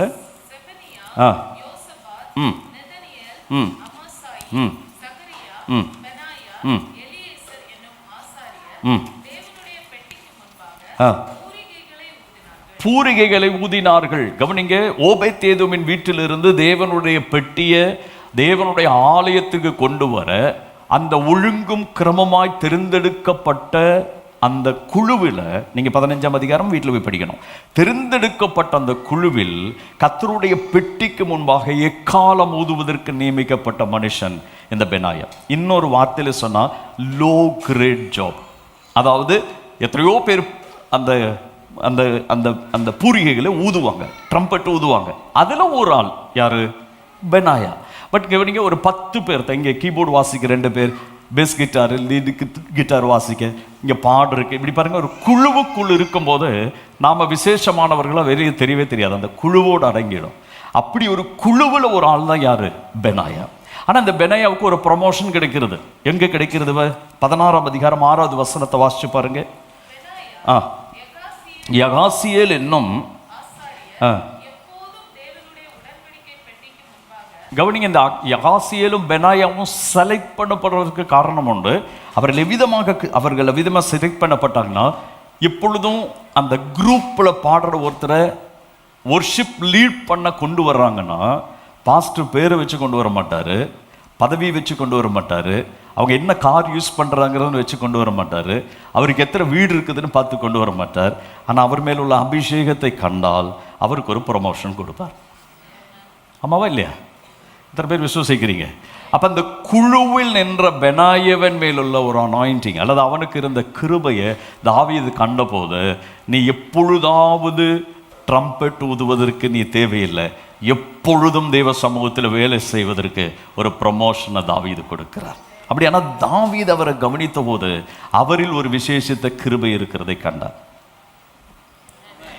இன்னும் கொஞ்சம் கூட ஒரு ப்ரமோஷன் கொடுக்கிறார். வாசித்து பாருங்க, 2 சாமுவேலின் புத்தகம் 8ஆம் அதிகாரம் 18வது வசனத்தில், இவர் ஆலயத்தில் மாத்திரம் சேவை செய்யல. கவனிங்க, கர்த்தருடைய காரியத்தில் ஆலயத்திற்குள்ளே தேவ சமூகத்தில் நாம் உண்மையுள்ளவர்களாக இருந்தால் பரிசுத்த ஆவியானவர் ஆலயத்திற்கு வெளியே சேவை செய்ய கொண்டு வருவார். நான் சொல்றது உங்களுக்கு புரியல? புரிந்தவர்கள் மாத்திரம் கை வைத்து நல்ல ஒரு அல்லேலூயா சொல்லுங்க. தெய்வ சமூகத்தில் நீங்கள் உண்மையுள்ளவர்களாக இருந்தால் கர்த்தருடைய அனாயிண்டிங் அல்லது அபிஷேகம், ஆவியானவர் உங்களை அவருடைய வேலை செய்வதற்கு வெளியே கொண்டு வருவார். கர்த்தருடைய ஆலயத்தில் உண்மையாக இருந்த பெனாயாவை தாவீது தன்னுடைய தேசத்தின் காரியங்களை செய்வதற்கு கொண்டு வந்தார். வாசிங்க 2 சாமுவேல் 8ஆம் அதிகாரம் 18வது வசனம். யோய்தாவின் குமாரன் பெனாயா கிரேத்தியருக்கும் பிலேத்தியருக்கும். தாவீதனுடைய ராஜ்யத்தில் அந்த நாட்களில் நீங்க 12 முதல் நீங்க வாசிப்பீர்களா, தாவீதை இப்பொழுது தேவன் ஆசீர்வதித்து ஒரு ராஜாவினுடைய ஸ்தானத்தில் உயர்த்தி கொண்டு வரும்போது பல தேசங்களிலிருந்து அல்லது சின்ன சின்ன தேசங்களில் இருந்த குழுக்கள் எல்லாம் தாவீதோடு இணைந்து கொண்டு தாவீதுக்கு என்ன செய்கிறாங்க, டாக்ஸ் கட்டிட்டு இருக்கிறாங்க. அப்படிப்பட்ட ஒரு 2 குரூப்பு தான் இந்த கிரேத்தியரும் பிலேத்தியரும். இவங்க 2 குரூப்பை அந்த டாக்ஸ் வாங்குறதுக்கு, அவங்கள நிர்வாகம் பண்ணுகிறதுக்கு ஒரு தலைவனாக தாவீதை பொழுது வரை ப்ரமோட் பண்ணி வைக்கிறார். கவனிச்சிங்களா? ஆலயத்தில் குழுவில் இருக்கிறாரு, பின்பு தனியே எப்பொழுதும் ஆலயத்தில் ஊழியம் செய்கிற கிருபை கிடைக்கிறது. அதற்கு பின்பு ஆலயத்திற்கு வெளியே சேவை செய்ய அவன் உயர்த்தப்படுகிறான். இதற்கு பின்பு நடந்த விஷயம்தான் நாம வாசித்த பகுதி. இப்போ அந்த 2 சாமுவேல் 23:20 வாசித்த பகுதியை நான் ஒரு ஆர்டரில் உங்களுக்கு தர விரும்புகிறேன். தயவு செய்து நீங்கள் அந்த ஆர்டரில் புரிந்து கொள்ளுங்க. ஒரு நாள் வழக்கம் போல தன்னுடைய வேலைகளுக்கு செல்லுகிறான் பெனாயா. இங்கே தான் பரிசுத்த ஆவியானவர் நம்மோடு இடைபடுகிறத பார்க்க முடியும். வழக்கமாக தான் வேலைக்கு போகிற அல்லது தான் செய்கிற வேலையை செய்ய போகும்போது வழியில் ஒரு எகிப்திய மனுஷன் வருகிறான். சொல்லுங்க, எகிப்திய மனுஷன் வரும்போது அவன் கையில் ஒரு பெரிய ஈட்டி இருக்கிறது, இவன் கையில் சின்ன ஒரு தடி தான் இருக்கிறது. ஆனால் இவன் எகிப்தியனை வென்று அவனுடைய கையில் இருந்த ஈட்டியை பறித்து அவனை கொன்று போட்டான். இது பரிசுத்த ஆவியானவருடைய நடத்துதலுக்கு ஒப்பிடலாம். ஆவியானவர் எப்பொழுதும் நம்மை உயர்த்துவதற்கு முன்பு நம்முடைய பழைய வாழ்க்கையாக எகிப்தின் மேலே ஜெயம் பெறுவதற்கு தான் நடத்துவார். பழைய வாழ்க்கையிலேயே இன்னும் நமக்கு ஜெயம் உண்டாகலைன்னா தேவன் கொடுக்கிற பதவியில் நம்மால் தொடர்ந்து நிலைநிற்க முடியாது. எவ்வளோ பேருக்கு நான் சொல்கிறது புரியுது? நிறைய பேர் இந்த ஒரு பாடசாலைக்குள்ளே போகாமல் பரிசுத்த ஆவியானவர் கற்றுக் கொடுக்கிற அனுபவங்களில் வளராமல் ஒரு பதவியில் வைக்கப்படுகிறதுனால தான் பின்னாளில் அவங்க இருக்கிற இடத்துல எல்லாம் பிரச்சனை வருவதற்கு காரணம். ஆகவே முதல்ல பெனாயாவை ஆண்டவர் நடத்துவது எகிப்தை காண்பித்து கொடுத்தார். எகிப்து எது? நீங்கள் வேதத்தில் வாசித்தால் யாத்ராகமத்தின் புத்தகம் 20ஆம் அதிகாரம் 2வது வசனம், அதுபோல உபாகமத்தின் புத்தகம் 6ஆம் அதிகாரம் 12வது வசனம், 7ஆம் அதிகாரம் 8வது வசனம். இந்த வசனங்கள் எல்லாம் படிச்சீங்கன்னா அங்கே பைபிள் சொல்லுது, உன்னை அடிமைத்தன வீடாகிய எகிப்திலிருந்து அழைத்து கொண்டு வந்த கர்த்தர் நானே. அதை தொடர்ந்து ஆண்டவர் சொல்லும்போது சொல்றார், அந்த நாளை நீ நினைப்பாயாக, அந்த நாள் உனக்கு ஒரு ஆராதனை நாளாக இருப்பதாக. 2வது கர்த்தர் சொன்னார், அந்த நாளை நீ மறக்காதபடி எச்சரிக்கையாக இருப்பாயாக. அப்படியானால் எகிப்து எதை குறிக்கிறது? எகிப்து நம்முடைய கடந்த கால வாழ்க்கை. எங்கிருந்து நாம் கர்த்தரால் தெரிந்தெடுக்கப்பட்டோமோ அந்த சாத்தானுடைய அடிமைத்தனம், அந்த சத்துருவினுடைய உலகம், அந்த பாவங்கள், அந்த பலவீனங்கள் எப்பொழுதும் நம்மை பின்தொடர்ந்து கொண்டே இருக்கும். அவைகளில் நாம் பூரணமாய் ஜெயம் பெற்று அவனை கீழ்ப்படுத்ததான் பரிசுத்த ஆவியானவர் நடத்துவார். இந்த நடத்துதலில் யார் ஜெயம் பெறுகிறார்களோ அவர்களுக்கு உன்னதமான கணங்களை தேவன் உண்டாக்குவார். நான் டைம் இல்லாதனால சுருக்கமாக நிறுத்துகிறேன். 2வது ஒரு நாள் அவர் நடந்து போறார். 2வது போகும்போது தமிழ் பைபிளில் வாசித்தோம் மோவாபிய சிங்கங்கள்னு சொல்லி, இங்கிலீஷ் பைபிளில் த பெஸ்ட் மேன் ஆஃப் மோவாப்னு இருக்கு. 2 மோவாபிய மனிதர்கள் வருகிறார்கள். இந்த மோவாப் என்பது எதை காண்பிக்கிறது? உங்க எல்லாருக்குமே தெரியும், மோவாப்னா மாம்சம், இச்சைன்னு அர்த்தம். தவறான உறவினால வெளிப்பட்ட ஒரு சந்ததி தான் மோவாபினுடைய சந்ததி. அப்ப இந்த மோவாப் எப்பொழுதுமே கவர்ந்தெழுக்கக்கூடிய, அது கவர்ந்தெழுக்கப்படாதபடிக்கு தான் தேவன் தம்முடைய சபைக்குள்ளே மோவாபியர்களை உட்படுத்தக்கூடாதுன்னு சொன்னார். புதிய ஏற்பாட்டு சபைக்கு அப்படியே கொண்டு வந்து இந்த வசனத்தை பொருத்தினால் இம்மாம்சத்தின் கிரியைகள் தான் மோவாப். மாம்சத்தினுடைய கிரியைகள் எப்பொழுதும் தெய்வ சமூகத்திலிருந்து நம்மை அகற்றும். பாலாக் என்கிற ராஜாவினுடைய அவனுடைய யோசனைக்காக பிலேயாம் சொல்லி கொடுத்த ஆலோசனை எது தெரியுமா? இந்த வீழ்ச்சி தான். இந்த வீழ்ச்சி சபைக்குள்ளேயும் நமக்குள்ளேயும் வராமல் இருக்க வேண்டுமானால் ஒரு தெய்வ பிள்ளை எந்தெந்த ரூபத்தில் எந்தெந்த வழிகளில் இந்த மிலேச்சம் அல்லது இந்த ஒரு அசுத்தம் வருகிறது என்பதை, மாம்சத்தை தொடுகிறது என்பதை நம்ம கண்டுபிடிக்கணும்.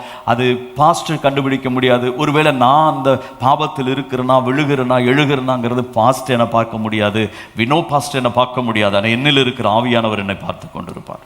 நான் ஒரு சின்ன உதாரணம் சொல்கிறேன். எனக்கு சிறு வயசில் காமிக்ஸ் படிப்பேன் நிறைய, அதுவும் அந்த க்ரைம் நாவல்ஸ் எல்லாம் நிறைய படிப்பேன்.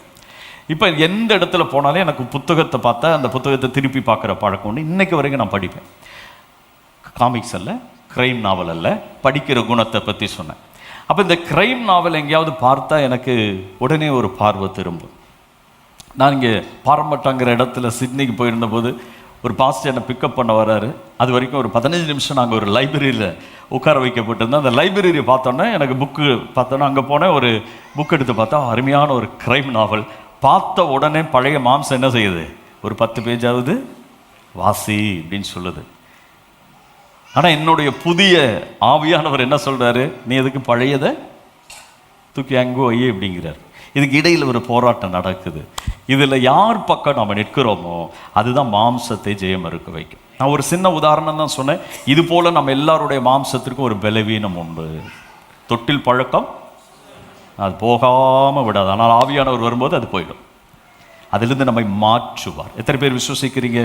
அப்போ அசுத்தம் என்பது தான் இந்த மோவா வரும்போது ஆண்டவர் சொல்வார் அதை செய்யாது. நான் முதல்ல டிவி பார்க்குற குணம் உண்டு. நம்ம ஆரம்பிக்கும் போது டிவியில் கிறிஸ்டியன் சேனலில் ஆரம்பிப்போம், அப்புறம் நியூஸ் சேனலுக்கு வருவோம். இது எங்கள் ஊரில், உங்கள் ஊரில் இல்லை. சேனலில் நியூஸ் சேனலுக்கு வருவோம், அதுக்கப்புறம் காமெடி சேனலுக்கு போவோம், அப்புறம் சினிமா பாட்டு சேனலுக்கு போவோம். அதில் எஸ்பி பாலசுப்ரமணியம், எஸ் ஜானகியும் 1980 வந்து ஒரு பாட்டை பாடிட்டு இருப்பாங்க. அதை கேட்ட உடனே நமக்கு ஸ்கூல் ஞாபகம் வந்துடும். அப்படியே கொஞ்ச நாளைக்கு எங்கே போயிடுவோம், இங்கே உட்காந்துட்டு ஸ்கூலுக்கு போயிடுவோம். அங்கே பார்த்த ஃபிகரு, அந்த ஊர் சுற்றினதெல்லாம் ஞாபகம் வரும். தலை நரைச்சி நமக்கு வயதானாலும் அடுத்த ஒரு 3 நாளைக்கு நம்ம 17 வயசுக்கு போயிடுவோம். இந்த பாட்டுக்கும் இந்த மாம்சத்துக்கு அவ்வளோ குணம் உண்டு. 46 ஆனால் 16க்கு நம்ம கூட்டிகிட்டு போய் விட்டுறோம். அப்போ 3 நாளுக்கு நம்ம தலை சீவுறதும் ட்ரெஸ் பண்ணுறதும் என்ன நினைப்பில் பண்ணிகிட்டு இருப்போம். மனைவி டிஸ்டர்ப் பண்ணால் மனைவி மேலே கோவம் வரணும். பிள்ளையை கூப்பிட்டா போட அந்த பக்கம் அப்படின்னு சொல்லுவோம்.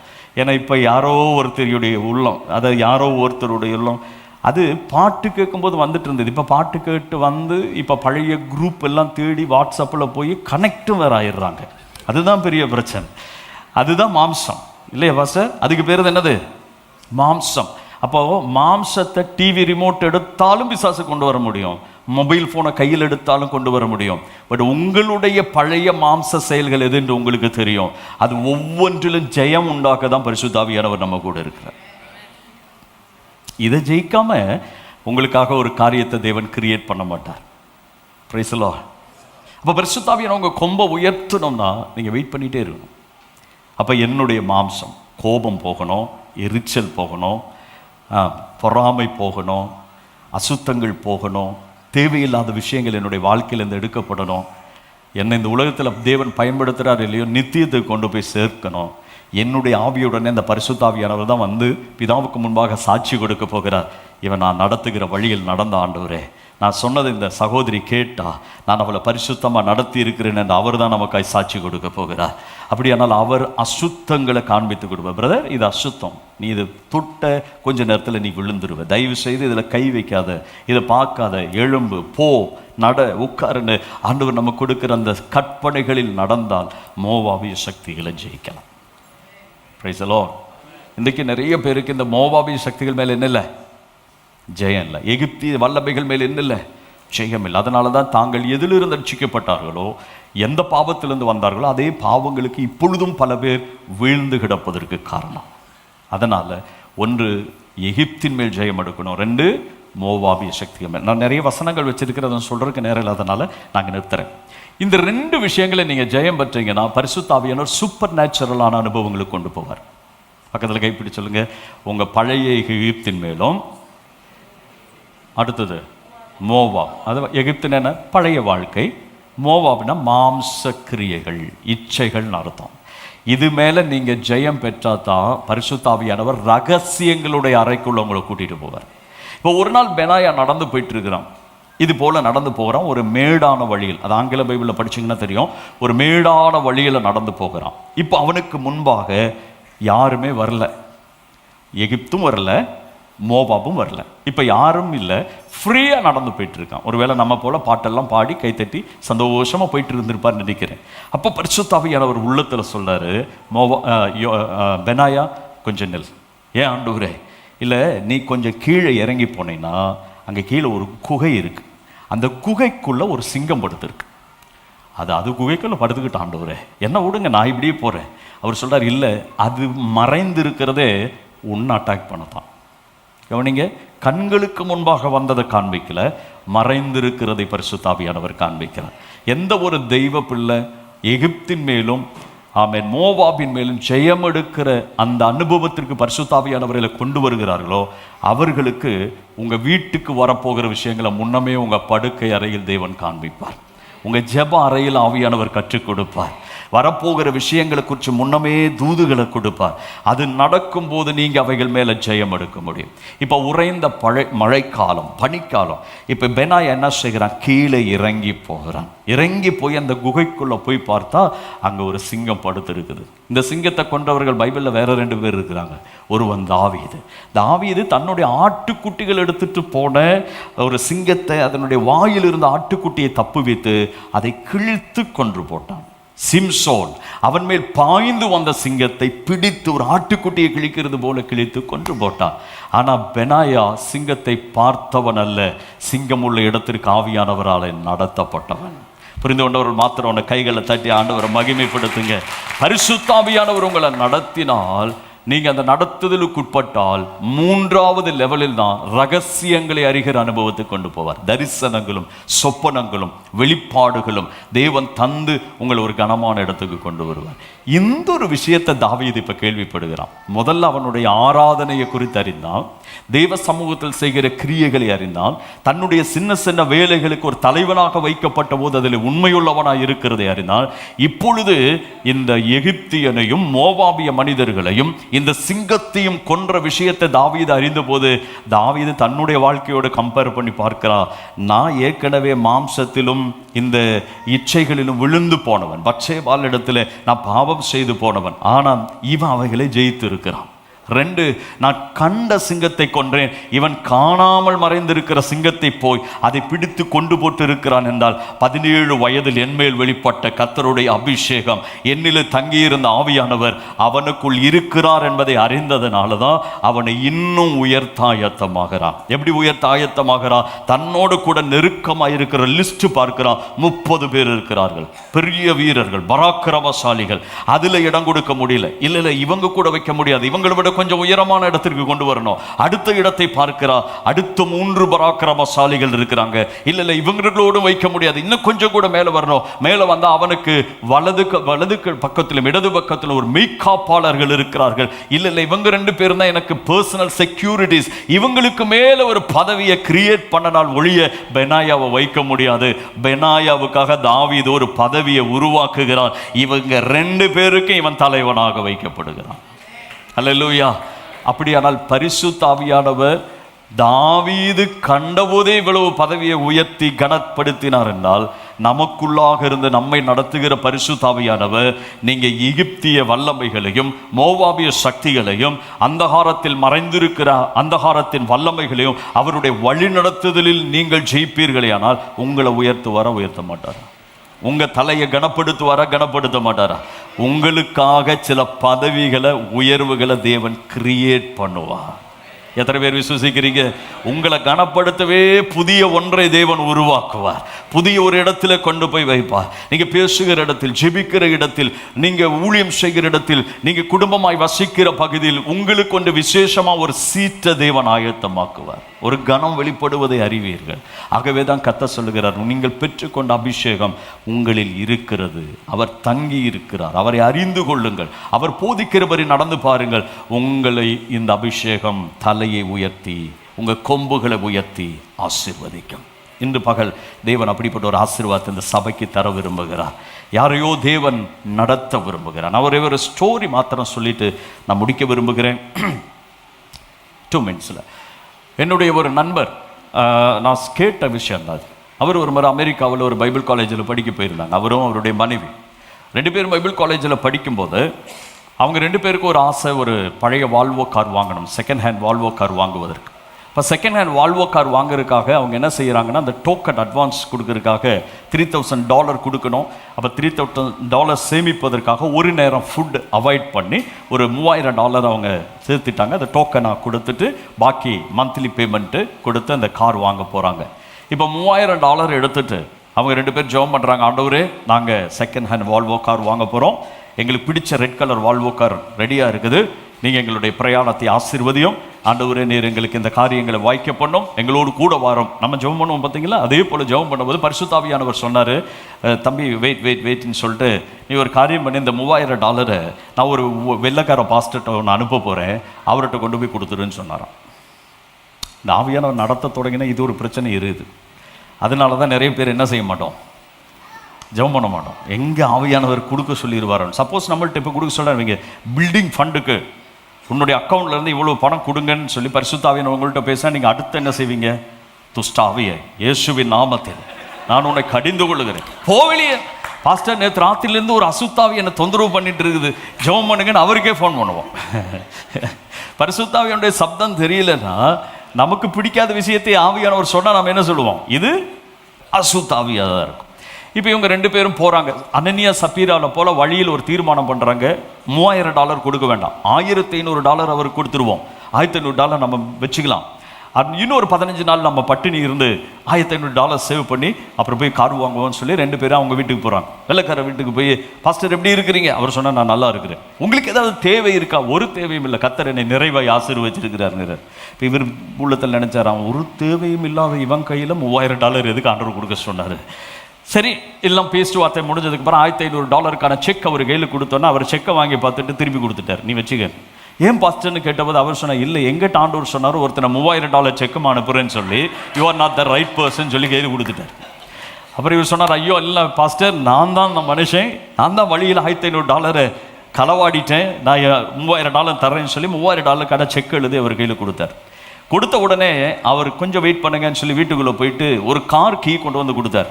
அந்த கார் கீ கொடுத்துட்டு சொன்னார், இதை நான் புதுசாக ஒரு ரெட் வால்வோ கார் வாங்கியிருக்கிறேன், ரெட் கலரில் உள்ள வால்வோ காரு, அதை நான் வாங்கிட்டு மகிழ்ச்சியோடு வீட்டுக்கு கொண்டு வரும்போது கர்த்தர் சொன்னார், அடுத்த வாரத்தில் $3000 செக்குமா ஒருத்தனை அனுப்புவேன், இந்த கார் அவன்கிட்ட கொடுத்துருன்னு சொல்லியிருந்தார். இப்போ அந்த பாஸ்டர் கொண்டு வந்து புது வால்வோ கார் கொடுக்குறார். என்ன இதிலிருந்து நான் புரியுறேன்னா, தெய்வ சப்தத்திற்கு நம்ம செவி கொடுக்க தொடங்கினா கர்த்தர் நம்மை அறியாத வழிகளிலும் நிறைவான ஆசீர்வாதங்களிலும் நடத்த தொடங்குவார். இந்த பக்கத்தில் எத்தனை பேர் அதை பெற்றுக்கொள்ள விரும்புகிறீர்கள்? தெய்வ சமூகத்தில் ஒன்று எழுப்பி நிற்போம். ஒரு வார்த்தை சொல்லி நான் ஜெபிக்க விரும்புகிறேன். பரலோக பிதாவே, திருக்குமாரனாகிய இயேசு கிறிஸ்துவின் அதிகாரமுள்ள நாமத்தில் இன்று பகல் உம்முடைய திருப்பாதத்துக்கு வருகிறோம். நாங்கள் அவராலே அபிஷேகம் பெற்று ஆண்டவரே, கடந்த நாட்களில் உம்முடைய திருப்பாதத்தில் அந்த நிறைவுள்ளவர்களாக இருக்கிறோம். நாங்கள் பெற்றுக்கொண்ட அபிஷேகம் எங்களிலே நிலைத்திருக்கிறதப்பா. அந்த ஆவியானவர் எங்களோடு பேசுகிறவர், எங்களுக்குள்ளே உலாவி வருகிறவர். நாங்கள் அவரை அறிவோம் ஆண்டவரே. உம்மை அறிய பண்ண நீர் எங்களை நடத்துகிற விதங்கள் எவ்வளவு மேன்மையானவைகள். அந்த அறிவுகளை நாங்கள் பெற்றுக்கொள்ள கர்த்தர் எங்களுக்கு உதவி செய்யும். அந்த அனுபவங்களை இன்றைக்கு சபையில் யாராவது ஆண்டவரே தேவை என்று உம்முடைய முகத்தை நோக்கி பார்ப்பார்கள், ஆனால் உங்கள் கரம் இப்பொழுதே அவர்கள் மேல் வந்து அமருவதாக. சத்தியத்தில் நடத்துகிற ஆவியானவரே, பெனாயாவை நடத்தி நீங்க உயர்த்தினீங்கப்பா. அவன் மேல் உள்ள அபிஷேகம் எத்தனை கனம் உள்ளது என்பதை ஆண்டவர் எங்களுக்கு காண்பித்து கொடுத்தீர். பழைய ஏற்பாட்டு நாட்களில் உள்ள பெனாயாவுக்கு அந்த அபிஷேகம் அவ்வளவு பெரிய உயர்வை கொண்டு வருமானால், புதிய ஏற்பாட்டில் நம்முடைய திரு ரத்தத்தில் கழுவப்பட்டு ஆவியானவர் வசிக்கிற ஆலயங்களாய் இருக்கிற எங்க வாழ்க்கையில அபிஷேகம் எவ்வளவு உயரத்துக்கு எங்களை உயர்த்த முடியும். பெனாயாவை கர்த்தாவே எகிப்தின் மேல, ஆண்டவரே ஆமென், மோவாபின் மேல, மறைந்திருக்கிற சிங்கத்தின் மேல், எங்களுக்கு எதிரே இவ்விதமாய் எழும்பி வருகிற எல்லா பழைய வாழ்க்கையும் மாம்சத்தின் வாழ்க்கையும், எங்களுக்கு எதிரே சதி திட்டமிடுகிற எவனை விழுங்கலாமோ என்று கர்ஜித்து சுற்றி திரிகிற சத்துருவின் தந்திரங்களுக்கும் ஆவியானவர் விலக்கி நடத்துவதற்கு எங்களை ஒப்பு கொடுக்கிறோம் ஆண்டவரே. நாங்கள் எங்கே ஜெயிக்க வேண்டும் அங்கே ஜெயிக்கணும்ப்பா. எங்கே நாங்கள் வெற்றி கொண்டாட வேண்டும் அங்கே வெற்றி கொண்டாடணும். எந்த ரகசியங்களை தேவன் காண்பிக்கிறாரோ அவைகளை நாங்கள் அறியணும். அதை அறிந்து கொள்கிற அனுபவத்தில் நடத்துவதற்கு இன்று பகல் என்னை விட்டு கொடுக்கிறேன்னு சொல்கிறவங்க உங்கள் வலது கருத்தை மார்பில் மேல் வைத்து ஜெபம் பண்ணுங்கப்பா. என்னை அர்ப்பணிக்கிறேன், உங்கள் அபிஷேகம் என்னை நடத்தட்டும், உங்கள் ஆவியானவர் என்னை நடத்தட்டும், சகல சத்தியத்துக்குள்ளும் நடத்தட்டும். நீர் போதித்து நடத்துகிறது ஒன்றும் பொய்யாயிராத ஆண்டவரே. நீர் போதிக்கிறது எல்லாம் சத்தியமாயிருக்கும். இதுதான் எகிப்து, இதுதான் ஆமென் மோவாப் என்று எங்களுக்கு சரியாய் சொல்லி தருவீரப்பா. இந்த இடத்துல பிசாசு உனக்கு எதிராய் மறைந்திருக்கிறான் என்று கற்றுக் கொடுப்பேன். பிள்ளைகள் மேல் வரப்போகிற ஆபத்துகளை முன்னுரைப்பேன். வாகனங்கள் மேல் வரப்போகிற ஆபத்துகளை காண்பித்து கொடுப்பேன். எங்க சபைக்கு எதிரே யுத்தம் செய்கிற தந்திரங்களை காண்பித்து கொடுப்பேன். ஜாமக்காரர்களை போல சத்துருவின் வருகை அறிந்து கொண்டு சபைக்கு குடும்பங்களுக்கு அறிவிக்கிற அந்த தெய்வீக கிருபைகளை நீர் கொடுப்பேன் ராஜா. இன்று பகல் இயேசுவின் நாமத்தில் பரிசுத்தாவியானவர் அந்த கிருபைகளை இந்த சபையிலே ஊற்றுவீராக. இந்த சபையில் ஒவ்வொரு குடும்பத்திற்கும் ஊற்றுவீராக, ஒவ்வொரு நபருக்கும் ஊற்றுவீராக. பெனாயாவை உயர்த்தினது போல அபிஷேகம் உள்ளவனுடைய கொம்பை உயர்த்துகிற தேவன் எங்களை உயர்த்துவீராக. விசேஷமாய் ஊழியக்காரர் திருச்சபை நான் ஆசீர்வதிக்கிறேன். இப்பொழுது இருக்கிறதை பார்க்கலாம் இன்னும் விசாலத்திலே சபை பெருகட்டும். உன்னில் உள்ள மகிமையை கண்டு ராஜாக்கள் வருவார்கள் என்றீரே. இதுக்குள்ளே கர்த்தர் பிறந்த ஒரு கூட்டத்தை கொண்டு வந்து நிரப்புவீராக. இந்த ஊழியர்களை பயன்படுத்துவீராக. இயேசுவின் நாமத்தில் ஜெபிக்கிறேன் பிதாவே. ஹல்லேலூயா. இந்த நாளில் கர்த்தருடைய வார்த்தைக்காக நாம் கர்த்தருக்கு நன்றி செலுத்துவோம். சபைக்கு ஏற்ற ஒரு செய்தியை தேவன் தம்முடைய தாசன் மூலமாக இன்றைக்கு நமக்கு தந்திருக்கிறார். தேவனுடைய வார்த்தையை பெற்றுக்கொண்ட நாம் அதில் மறுபடியுமாக நீங்கள் அதை நன்றாக வீட்டில் சென்று தியானித்துக் கொள்ளுங்கள். கர்த்தர் நம்மோடு பேசுவார். சபைக்கு ஆசீர்வாதமாக இருக்கிறது. அருமையான போதகரை கொண்டு வந்த அருமையான பாஸ்டர் வினோ அவர்களுக்காகவும் புவி அவர்களுக்காகவும் நன்றி செலுத்துகிறேன். கர்த்தர் தாமே நம்முடைய பிள்ளைகள் எல்லாவரையும் ஆசீர்வதிப்பாராக. நாம் தலைகளை தாழ்த்தி நாம் ஜெபிப்போம். பரலோக பிதாவே, உமக்கு நன்றி செலுத்துகிறோம். உமக்கு நாங்கள் ஸ்தோத்திரம் செலுத்துகிறோம். ஆண்டவரே, இந்த நல்ல நாளிலே உம்முடைய சமூகத்தில் நாங்கள் ஒன்றாய் கூடி வந்து உமக்கு ஆராதனை செலுத்தும்படியாய், உம்முடைய வார்த்தைகளை கேட்கும்படியாய் தேவனை தந்த வாய்ப்பிற்காக நன்றி என்று நாங்கள் சொல்கிறோம். ஆண்டவரே, எங்களை நீர் இம்மட்டுமாய் நடத்தினீர், அதற்காக ஸ்தோத்திரம். ஆண்டவரே, எங்களுக்கு ஜெயத்தை நீர் வைத்திருக்கிறீர். ஆண்டவரே, இந்த ஜெயத்தை நாங்கள் பெற்றுக்கொண்டு உமக்கு சாட்சிகளாய் விளங்கும்படி கர்த்தர்களுக்கு ஆண்டவரே கொடுத்த அழைப்பிற்காக நாங்கள் உமக்கு நன்றி செலுத்துகிறோம். ஆண்டவரே, தேவனுடைய வார்த்தைக்காக நன்றி செலுத்துகிறோம். இந்த நாள் ஆராதனைக்காக ஸ்தோத்திரம். கர்த்தர் ஊழியக்காரை நீர் இன்னுமாய் ஆசீர்வதித்து பலப்படுத்தும்படியாக நாங்கள் வேண்டுகிறோம். உம்முடைய கிருபைக்குள்ளாக நடத்துவீராக. எல்லாவர் மேலும் உம்முடைய ஆசீர்வாதம் தங்கும்படி வேண்டுகிறோம். இந்த வாரம் முழுவதும் கர்த்தருடைய பிரசன்னமும் தேவனுடைய கிருபையும் உம்முடைய பிள்ளைகளை தாங்கும்படியாக நாங்கள் ஜெபிக்கிறோம். ஆண்டவரே, ஆசீர்வதித்து வழி நடத்துவீராக. உம்முடைய கிருபை கடந்து வருவதாக நடத்துவீராக. வழி நடத்தும்படி கேட்கிறோம். துதிகர மகிமையாவை உமக்கே செலுத்துகிறோம். நசரேயனாகிய இயேசுவின் நாமத்தில் ஜெபிக்கிறோம் நல்ல பிதாவே, ஆமென். என் ஆத்துமாவே கர்த்தரை ஸ்தோத்திரி, என் முழு உள்ளமே பரிசுத்த நாமத்தை ஸ்தோத்திரி. என் ஆத்துமாவே கர்த்தரை ஸ்தோத்திரி, கர்த்தர் செய்த சகல உபகாரங்களை மறவாதே. ஆமென். கர்த்தர் உன்னை ஆசீர்வதித்து உன்னை காக்க கடவர். கர்த்தர் தம்முடைய முகத்தை உன்மேல் பிரகாசிக்க பண்ணி உன்மேல் கிருபையாயிருக்க கடவர். கர்த்தர் தம்முடைய முகத்தை உன்மேல் பிரசன்னமாக்கி உனக்கு சமாதானம் கட்டளையிட கடவர். எல்லாரும் ஆமென் சொல்லுவோம். ஆமென்.